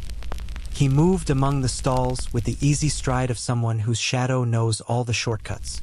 The traveling players had returned with a new screen and a new joke about a helmet. The joy of small tradition changing just enough to keep the laughter awake. At the far end of the square, the priest stood under the bell tower, sleeves rolled, urging a stubborn not to remember its duty. Above him, the great bell swung with the patience of a poem recited by an old mouth. A council of nobody in particular, elders who disclaimed the title but mysteriously convened at the same spot on the same bench whenever a decision needed a place to sit, watched the square fill. They had brought nothing but their eyes and their quiet. When the right moment knocked, they heard it. It came just after sunset, when the lamps had found their stances and the children's excitement had settled to a candle's steadiness. The priest stepped forward and rang a small handbell once. The note gathered people without rounding them up. The square breathed in and out as one chest. He spoke briefly, as men do who have learned the difference between listeners and hostages. After storms, we name the damage, he said. After long peace, we should also name the hands that taught it to last. He looked toward Haitsato, not as toward a statue, not as toward a leader at a dais, but as toward a friend's shoulder from which one might brush off a leaf that had landed there out of season. You carried a bag, the priest continued. You did not weigh what came out of it. You carried a pot. You did not count the bowls. You carried cloth. You cut it where it fit and never looked to see if the bolt shortened. You carried bells. You let them make a lane for our hours to walk in. He smiled, the way a parent smiles when a child returns from a long run without falling. You carried your breath. You let us match it. A murmur agreed. The elder on the end of the bench, a woman whose hands used to braid ropes for boats that are now nets for grandchildren's laughter, stood and lifted a bundle wrapped in a cloth the blue of a lake on a cloudy noon. We are not kings, she said. We have no crowns. We have names, and sometimes they fit so well we can offer one without trying it on first. She unfolded the cloth. Inside lay a sash woven of straw tawara, the kind of sturdy braid used to bind rice into bales for storage and travel. It was neither fancy nor rough. It was the material of plenty, the grammar of a barn when a barn is a temple. She held it out to Haitsato. Tawara Toda, she said, the words rolling like a cart will over smooth ground. Lord of the rice bag, not lord over us. Lord over the idea that generosity should be ordinary and inexhaustible. The name fell into the square like a small stone into deep water. No splash, only widening circles that reached every ankle. Tawara Toda, people echoed, testing the fit on their tongues. It fit the way a favorite tool fits a hand even before the hand reaches for it. Children whispered it to each other as if it were a magic word that would open a low door in a hillside. Old men let it sit under their breath the way tea sits on the tongue, sending warmth before flavor. Haitsato accepted the sash. He did not bow deeply. He did not throw his arms wide. He placed the tawara across his shoulders and cinched it with the economy of movement he used for everything that mattered. If a name can do chores, he said, let this one do them. Laughter, easy and kind. The drummers found a new rhythm, tucked just behind the heartbeats in the square. The dancers stepped forward, 10 again, as tradition liked to count, and scaled their sleeves like river light. The players, quick at catching the tone of a moment, brought out the screen from the night before and painted on it in wet ink a single stalk of rice, bowed with grain, its weight a little midday thundercloud. The artist flicked his brush. A sparrow perched on the stalk. The square lowered its head and smiled, as if a kitten had jumped into a lap it had been considering all afternoon. Children pulled Haitsato's sleeves, showing him their games. He played a round of stones on the sill breath with them and lost gloriously. Someone pressed a steamed bun into his palm and ran away before he could refuse. He did not refuse. It was sweet and warm and gone too quickly, which is to say it was perfect. Later, under the bell tower, the priest found him again. "Names are luggage," he said. "Make sure this one has wheels." Haidsato laughed, a sound like oiled wood sliding along oiled wood. "If it slows me," he said, "I will leave it in the shed overnight and see if it has learned to roll by morning." "Good," the priest said, and clapped him on the shoulder. The night stretched comfortable in its joints. Lanterns kept a safe, generous watch. People drifted home by paths they could have walked blindfolded but did not, because it pleased them to see the turn of each gate and the shadows of their own eaves. The bell sounded the hour that means, in villages everywhere, enough for now. Haidsato walked the last circle of the square alone. He touched the sash at his shoulder. Straw, weave, strength in strands that, by themselves, would break. He looked toward the bridge and thought of a dragon who had worn a crown shaped like a head that never truly sleeps. He thought of a palace that asked people to leave their worries in a neat pile and promised to sort them by morning. "Tawara Toda," he said softly into the breathable dark, trying the name alone. Sounded like work, the good kind. He smiled and let the syllables wander off without a leash. Names know their way home. Years find their tracks and follow them. The bell marked the morning so faithfully that even on days when fog held the valley in its cool hand and muffled all noises, people woke at the right time, as if their bones had learned the note and could ring it from inside. In winter, snow tucked a finger against the lip of the bell and listened. In spring, swallows drew arcs below it and sat in the tower between flights, panting lightly, proud of the speed they had not been asked to demonstrate. The small bell, its sibling, became a traveler. Families borrowed it for birth rooms and sick rooms and kitchens where two voices could not agree about salt. Haidsato would hand it over with no advice. The bell knew what to do, came back lighter. The rooms it had visited learned how to finish their own sentences. One summer, a wind came up from the south too fast. The sky stacked its furniture in the wrong order and then knocked it down again. Rain walked sideways. Chickens reconsidered the wisdom of being outside and went in with dignity. The bell sounded once, by the priest's hand. His note did not fight the storm. It held open a small place where calm could sit and not be shoved off its stool. People heard it and began to make the decisions storms require: where to put the buckets, which door would take pressure best, which beam should be listened to in case it had more to say than usual. The wind did its work, then, suddenly tired of itself, went to bed. The bell sounded again. No one cheered. They set towels to dry and closed shutters. Then, quietly, laughter, because the world had not ended and because someone's hat had floated down the street like a sensible boat and been fished out by a neighbor who bowed to it before handing it back. The rice bag continued its silence and its service. People stopped being surprised by it. Surprise is a lovely visitor. It is a poor housemate. Gratitude, less flashy, took its place and washed the cups every night. Haidsato learned the names of the children who came to fetch grain for their grandparents. He learned which houses needed flour instead, and which needed more time than food, and which simply wanted company and would invent errands to justify it. The village, in learning to ask, learned to answer itself. One autumn, a traveler with river tattoos on his arms stood at the gate, hat in hand, eyes sharp with the kind of hunger that belongs to the mind, not the stomach. "I've heard a bell here makes a sound that does not age," he said. "The sound ages," Haidsato replied. "It's just that it ages well." The traveler smiled. "May I hear it?" "You may hear the temple bell at dawn," Haidsato said. "And this," he added, lifting the small bell, "you may hear now. But I cannot ring it. If you wish to know its work, you must carry it to the place in you that is too loud." The man blinked, surprised to be given so much.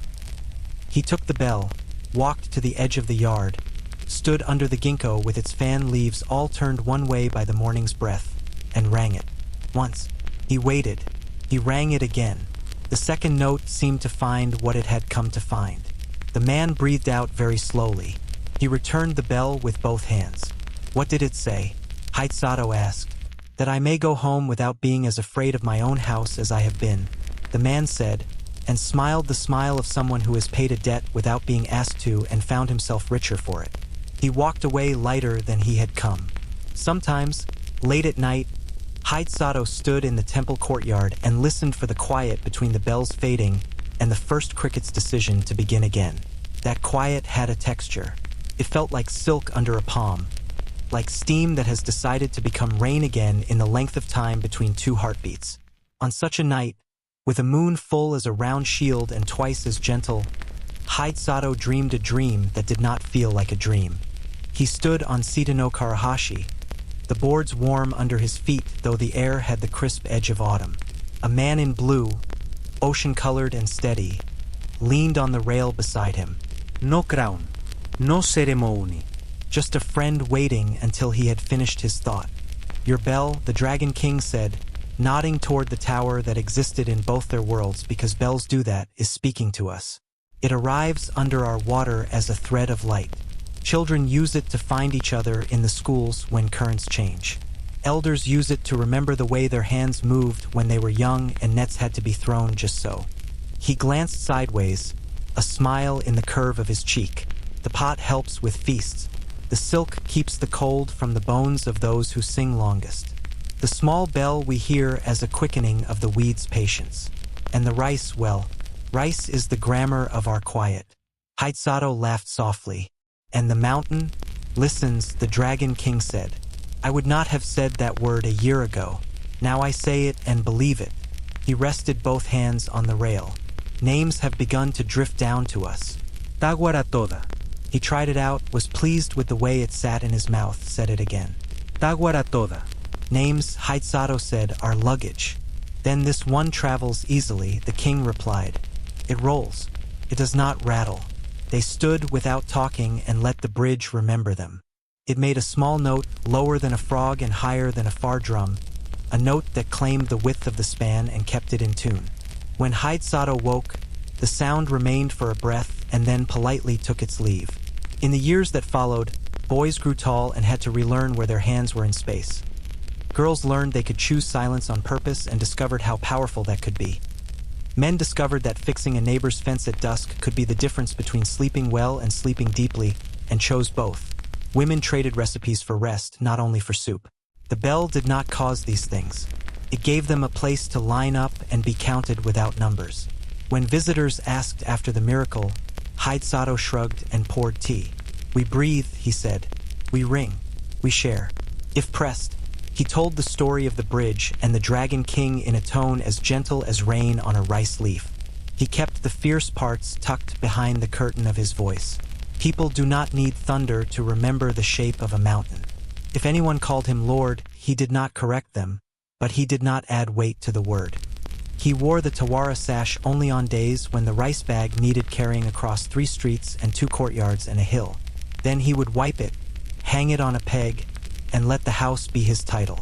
On the 10th anniversary of the bell's arrival, a date decided not by calendars, but by a sense everyone shared like a scent, Hide-Sato climbed the tower alone at dawn. He placed his palm on the bronze and felt the night still sleeping in its metal. He did not strike it. He bowed, as one bows to a tree before passing into its shade. The bell bowed back, not with movement, with meaning. He smiled, descended, and left the priest to his work. That evening, the small bell rested on the lintel of Hide-Sato's door, content. It had traveled all day and told a stubborn room how to release the old air lodged above a beam. Hide-Sato rang it once, not to ask for help, but to thank it. The note went out and shook hands with the crickets, who approved. He slept early. He dreamed of a path up a mountain, humming. He dreamed of doors opening underwater, not to a palace this time, but to a field of lilies lit from within. He dreamed of rice growing in an even, satisfied line, each stalk agreeing with the next and all of them bowing their heads for no one but the wind. When he woke, it was to the bell's long song once more, the sound that starts a day by laying it gently down where it belongs. He rose, took up the rice bag, the pot, the bolt, and the bells, the work he would never finish and never tire of, and stepped into morning with a name that walked beside him and did not try to walk ahead. The year that followed the naming began like a page already lined. People knew where to write their hours. The bell made the margin. The fields made the sentences. Between them, the village learned how to let its words breathe. Haitsaro's yard remained a hinge, not because he wanted traffic, because the road liked to bend there. Some days it bent in the shape of a question. A boy brought a bow that would not hold a string without sulking. He stood on the step, hands tucked in his sleeves, pretending he was cold. Haitsaro took the bow, stroked the wood once, and handed it back. "Don't pull yet," he said. "Stand where the wind stands." The boy blinked. Haitsaro pointed to the ginkgo whose fan leaves flipped one way, then the other. "See how the tree waits for the air to finish before it answers. Do that." They breathed. When the string took the boy's rhythm instead of fighting it, the bow stopped sulking. By harvest, the boy could loose 6 quiet arrows before a leaf finished falling. Another day, the question looked like a pot with a crack no one wanted to own. A woman set it down, eyes braced for scolding that never came. Haitsato crouched, ran a fingertip along the thin, honest wound, and nodded. A pot that worked this hard deserves a scar that makes it stronger. He warmed sap, touched powder of gold to resin, painted the seam with care. When it set, the line did not boast. It taught. "What will you cook?" he asked. "Soup," she said. "For someone who forgot he can eat slowly." "Good," Haitsato said. "Ladle the first bowl into the crack line. It will remember." When she returned the week after, the pot had learned to hold heat a little longer just where the seam shone. The man who ate from it spoke fewer fast words. A traveling broker stopped at the gate with a ledger in his head and a ladder for every ladder. He saw the pot, the silk, the bell, and the rice that never counted itself. He smelled the arithmetic of profit and made his pitch like a fisherman casting in waters he did not yet understand. "How much?" he asked, palm already measuring. "For the pot, for a length of cloth, for a cup of the mysterious rice." "Take a bowl," he said, "and eat with us. Then we can talk." They ate. The broker's jaw slowed at the 3rd spoonful. He looked at the small bell on the lintel as if it had tapped his ear from across the yard. He put down the spoon. "I could take your things far," he said. "But far is not the same as right. I will carry your story instead." He did, and it traveled better than pots. There was a dry month, the kind that begins as a rumor and becomes a habit. Cloudbacks passed overhead like proud animals that will not kneel to drink. Wells dropped their voices to whispers. People looked at the sky the way people look at a tardy friend and then make room anyway when he arrives. Haitsato did not gather the village for a command. He walked with the priest to the fields and stood where the land could see their faces. He set the small bell on a post, rang it once, and waited for the note to fade. Then he spoke in the tone one uses for someone who is not deaf, only distracted. "Breathe," he said. "For in, for out. Do it at the well. Do it when you pass a ditch that longs to be a stream. Do it by the trough with your hand on the rim. Do it with your foot on the shovel before you step. The ground listens to breath better than to boot heels." They breathed. It did not call rain, called patience. In the heat of afternoon, the pot cooked greens that grew, stubborn and generous, under shade. At dusk, the bell asked people to sleep before the mind began to list debts. In the morning, the ground let go of its grip on the dew a little earlier. Cisterns learned to drink from shade as well as cloud. When the rain finally came, it came without thunder. Slow, straight, plenty. The fields lifted their shoulders under it and said, "In the way fields speak, thank you for not shouting." A young woman from the next valley brought her bows to be strung and her pride to be mended. She had strength in her back and worry in her hands. "I shake," she said, frustrated and ashamed. "Good," Haitsato answered. "Shaking is a sign your body has not agreed to the lie that it is a machine. Let's ask it to sing instead." They practiced in the lower field, where shadows from the pines draw long, kind lines. He did not talk about targets. He talked about resting the string on the breath, the way a cup rests on a hand that has decided not to squeeze. In a week, her arrows stopped quivering in the bale. In a month, her shoulders learned to fall and stay fallen. In a season, she outshot men who had trained only their eyes. "What do I owe?" she asked. "Bring me a story when you have one," he said. "Stories pay a person twice." She returned the winter after with a tale of traveling 3 days to deliver medicine in a storm. "I shot nothing," she said, "but the road heard me breathe. It did not buck. Payment enough." The rice bag proved something people rarely like to learn. A gift is not a test, but it reveals. Those who scooped for themselves could not keep it. The knot would not hold. The bag gave back a polite weight and asked to be set down. Those who scooped for someone else, without making speeches about it, found the rice flowing as if gravity had chosen a friend. Children learned the difference quicker than adults. They carried sacks to porches and put the grain into jars and were forgiven for spilling because they were doing holy work. Sometimes in the long light of late day, Hyde Sato taught a class no one named. He stood beneath the bell with 3 groups, potters, weavers, and carpenters, and asked them to trade tasks for a single hour. "Not to become each other," he said, "to feel how your neighbor's tools sit in your hands." The potter's fingers learned the square truth of wood. The carpenter's thumbs learned the round patience of clay. The weaver's wrists learned to take a cut without flinching. Each returned to his or her bench with new respect and new jokes. Work became quieter and more playful at once. When tax time came, an official arrived with a face that had learned to frown to save time. He unfolded a paper and read numbers like a man counting stones he could not see. The bell rang once. The note passed through his ribs and arranged them in a better stack. He blinked, set the paper aside, and asked for tea. "Does your rice bag have a bottom?" he asked, almost smiling. "Yes," Hyde Sato said. "It just isn't where you expect it." "I suppose I must pretend I didn't hear that," the official replied, and they both enjoyed the game. He left with fair sums paid and a story in his pocket that made his own work a touch lighter. There were funerals. A good village does not hide them. Bells know how to mourn without performance. The small bell at Hyde Sato's door learned to travel with the priest to houses where breath had stopped. It taught rooms to release the tightness grief puts in corners. The silk wrapped bodies with dignity that refused the word luxury. The pot cooked soups that helped hands remember how to lift a spoon when lifting anything feels like betrayal. The rice fed the guests who came to make sure no one cried alone. There were births. A good village does not whisper them. The bell did not ring for those. Babies have their own bells. The pot steamed herbs. The silk cushioned a mother's back. The rice appeared in bowls brought by neighbors who claimed they'd made too much. True or a lie told as medicine both work. And there were quiet afternoons, the best proof of a well-lived year. Hyde Sato sat on the threshold with his feet on the step, shell against his bow grip under his thumb. A cat chose his lap and pretended not to. Children played the stone game on the sill. The priest walked by with sleeves rolled, counting paces for the simple pleasure of being right.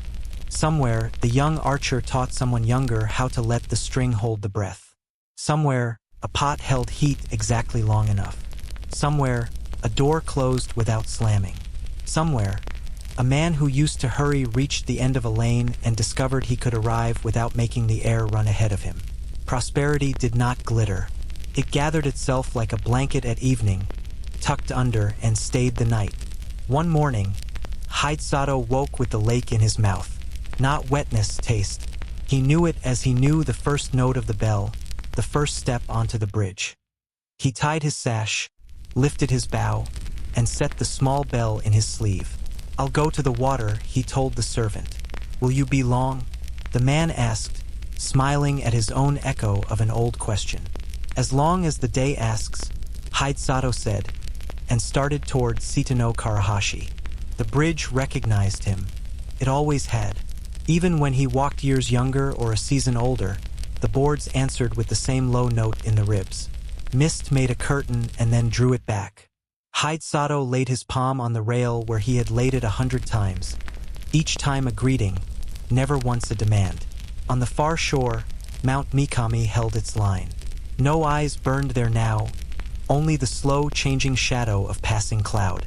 Hyde Sato stood and let his breath arrive at the mountain's feet before his next step did. When the air came back, it tasted like cedar and stone warmed just enough to remember sun. He did not call. He did not bow 3 times or burn a thing. He waited. The lake keeps its appointments without being pestered. Water opened as it had years ago. Quietly, the way a door opens to a friend who does not knock. Steps appeared. Haidsato took them.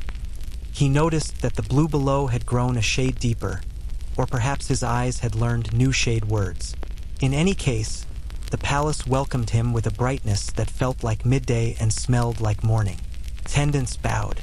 Their faces were familiar in the way faces become familiar not by frequency but by rightness. A child, no longer a child, now a boy with shoulders that had begun to decide to be broad, laughed and tried to bow and run at once. The girl with the bell, now tall and direct, stood with a musician's poise, one hand on the instrument at her hip. The queen entered, her robe the same patient white, her hair a little more silver, her smile exactly itself. The Dragon King came last, in a robe the green of light through leaves. He wore no crown. He did not need it. The room wore him instead. They did not embrace. They did not need to. Their silence said the words a touch would have said. You are here. We remember. You have been among us every morning. The king said, nodding toward the surface. The bell tells us the size of your day. And you, Haidsato answered, have been under my dreams whenever they needed a floor. The palace wished to feed him first and talk later. Bowls arrived. Not many. Enough. Lotus, fish, broth with a memory of ginger. He ate to honor the hands, not to chase the taste. The keeper of quiet appeared and set her harp where it liked to be and leaned a gentle chord into the air. It felt like someone smoothing a wrinkle from a sleeve without waking the person wearing it. When the cups had been rinsed and returned to their shelf, the king led Haidsato to a hall he had not seen. Along one wall hung tablets. Small, dark, carved with the finest care. Names, the king said, for those taken before the night turned. We said them alone, then together, then we learned to say them in work. Work said their names better than our mouths did. He touched one tablet with a finger that did not shake. We thought you would want to know where our remembering lives. Haidsato bowed. Thank you for letting grief be honest, he said. They walked the outer gardens where light behaves differently. Plants rose the width of a hand each year and never asked to be taller than their neighbors. Fish wrote lines into the water that read like poems no one read aloud. At the far edge, where the lake remembers the first weight of the mountain, the king stopped. A narrow path lifted out of the bedrock and ran toward a point where dark met darker. We leave offerings here now, he said. Not food, not trinkets. We leave time. 1 hour a week with no work done, no music played, no note sounded. We sit and look at the crack between mountain and water until it feels less like a crack and more like a seam someone sewed with a different thread. Haidsato sat with him. They said nothing. The hour was not long. It held more than itself. When they rose, muscles had more length without being stretched.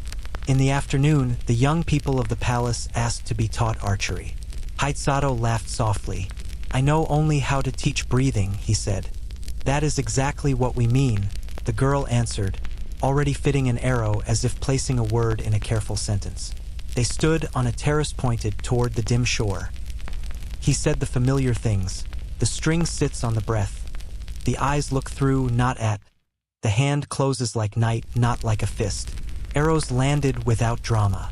When one wobbled, the palace smiled at it the way a grandmother smiles at a baby learning to stand. The wobble recovered. The boy who had once whispered, "When you breathe, the lake breathes," stood near the rail, taller now, voice unfamiliar to him when he spoke.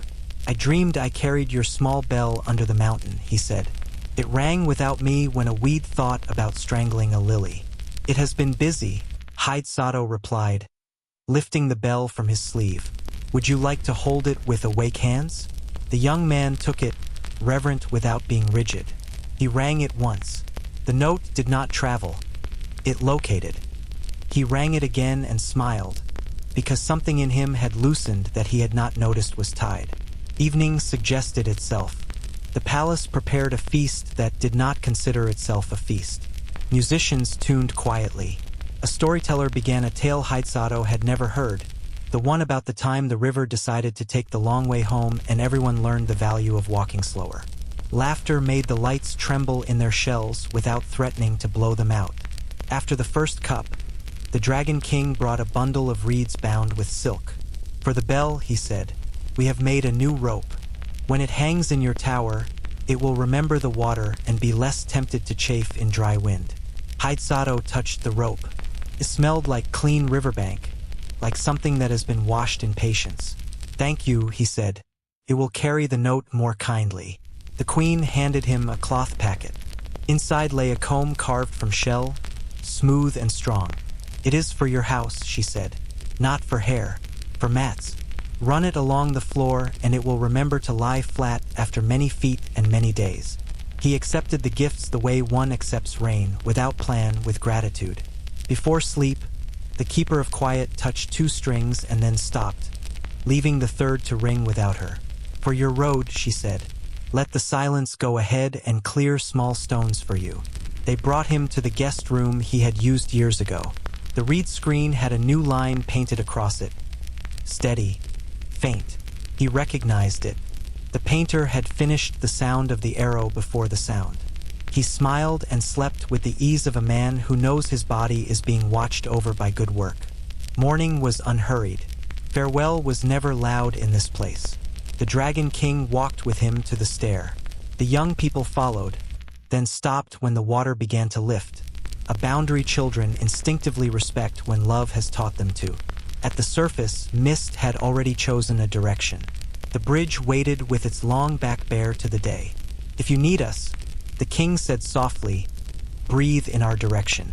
We will feel the shore tilt a little and know. Haidsato bowed. If you need me, he answered, listen for the bell.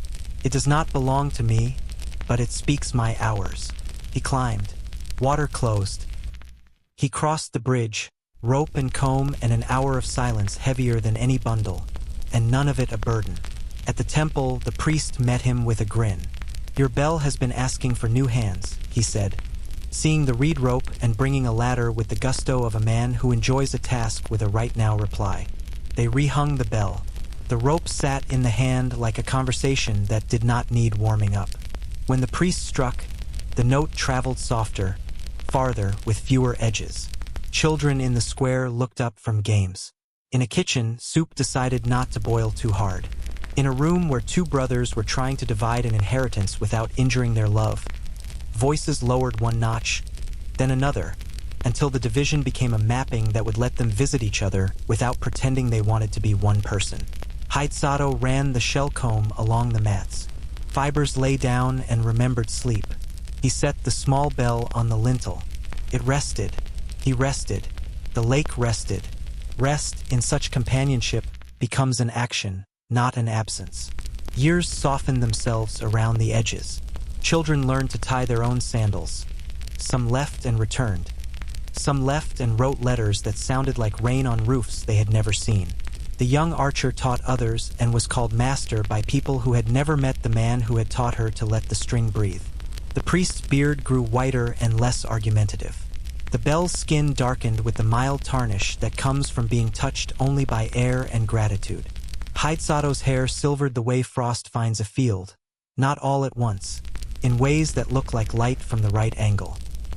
He woke earlier only because morning had become generous with its quiet and offered more of it. He walked the square not to be seen, yet seeing made the walk whole. A potter's shop whose window always fogged the same way in cold weather. A child tracing a finger along the crack he had mended in a pot years ago. A woman folding silk into a stack that would fit exactly the chest she'd chosen because it had a cedar smell like an old song. These were riches. They asked nothing but being noticed. A festival of lanterns came, as it did when people needed to remind themselves that light can be small and still be true. They lit bowls and boats and bells of paper and set them on the river that ran into the lake. Children put wishes inside in words they could not have said aloud. Adults put thanks instead of wishes and, in doing so, slipped a wish in sideways. Lanterns drifted, hesitated at the little curls, then found the middle and moved with a pace that suited the night. Haidsato stood on the bank. The rope on the bell looked greener, even in lantern light. The comb had taught the mats to lie like quiet water. The small bell, traveling as it did, spent that evening on his sill, as if to say, "I'll go out again tomorrow. Tonight I will keep your door." The priest joined him. They watched a lantern catch on a reed and wobble. A boy waded in up to his calves and freed it with 2 fingers. He did not look around for praise. He did not hurry back to shore. He put his hands on his hips and admired the lantern's stubbornness before returning to his friends. "What will you do," the priest asked, "when names pile up on your doorway? When strangers come to sit where you sit only because someone told them it would make them good?" "Set out tea," Haitsato said. "Then go on a walk and let the doorway have its visitors." "That will work," the priest said. They stood in comfortable silence. In time, Haitsato's knees began to inform him that hills are higher in the afternoon than they are at dawn. He listened and changed his hours, climbing in the mornings, teaching in the shade after the bell's first note, napping when the pot chose to cook without him. He did not make a performance of growing older. He let it happen in public because hiding it would have been work and he had better work.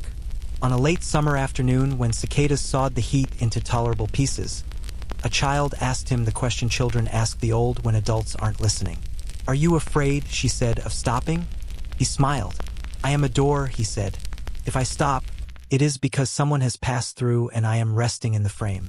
Doors that rest don't squeak." She considered this, satisfied. "I will oil you," she said, practical to the end. "That is a kindness," he answered. On the last day he climbed Sita no Karahashi, he did not know it would be the last. The bridge carried him.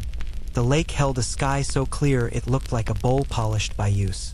He set his palm on the rail. He breathed for the mountain and felt the mountain answer, "Yes, I hear you." He hummed, just enough to be polite, and the boards under his feet became the exact width they had been the first day he crossed them. Memory sometimes hands back what it has kept, just long enough to admire. He did not go down into the water. He did not need to. You do not knock when you wish to talk to the friend who has moved inside you. He stood, let the rope of his bell show a little green in the mind's eye, and thanked a world he had once thought required saving and learned instead had wanted tending. The walk home felt like late music, not the end of a song. More the part where the player lets the last note ring and uses the time to roll up the sleeve he had pushed up earlier. At the gate, the cat pretended she had not been waiting. The small bell was gone. Someone had borrowed it for a birth room. Good. The pot was warm. The rice bag was only as heavy as need. The silk lay ready. He slept. The village continued. That is the truest proof of a life well lived.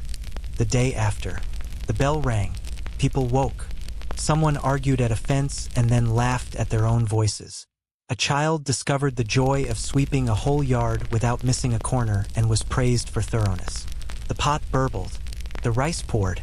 The small bell taught again the corners of a new house. The silk wrapped ankles. The comb instructed mats. The rope did not burn a hand. When people told his story, they argued about details that did not matter. Was the centipede 7 mountains long or 7 coils around one? Was the Dragon King's crown a coral or a dream? They looked toward the bridge when they told the part about stepping over a dragon and tried not to show off in the telling. The arguments made them happy. They were not keeping score. They were polishing a memory like a stone in a pocket, habit, comfort, proof. Sometimes at night, a child would wake and hear, very far away, 2 notes. One from water, one from air. She would close her eyes and find her breath sitting between them like a little boat tied to both shores. She would sleep again with such ease that morning had to nudge her softly to return. For the nights when you, listener, feel the mind pick up its bundle and pace, even when the room is safe and the hour is permitted to rest. Here is the practice the village learned and never tired of. Sit. Let the shoulders find the floor of the body, not the ceiling. Count 4 in. Let the air set itself on a shelf inside the chest. Count 4 out. Ring, in your imagination, the small bell once at the doorway of your house. Carry the bell to the far corner of the room of your thoughts and ring it once more. Where the sound settles, place your worry. Leave it there. Bells know how to sort. By morning, you will be returned what is useful and relieved of what is not. If you like, imagine the bridge under your feet, wider than your need and exactly as long as your breath. The dragon you once called fear lies sleeping where it should and does not require your attention. The lake opens when kindness walks toward it and closes when kindness has passed through. The mountain listens. It is busy being the shape of your rest. The bell sounds now, once for morning, once for evening. The rice bag sits, unconcerned with number. The pot cooks what you carry. The silk remembers your skin. The comb smooths the floor under your day. The rope holds and does not burn. And you, who have listened, who have breathed with the story until it matched you, are exactly where you should be. On the narrow bridge between waking and sleep, crossing at a pace that needs no convincing. Good night, traveler. When you breathe, the lake breathes. When the lake breathes, the world remembers how. Close your eyes. There. Rest.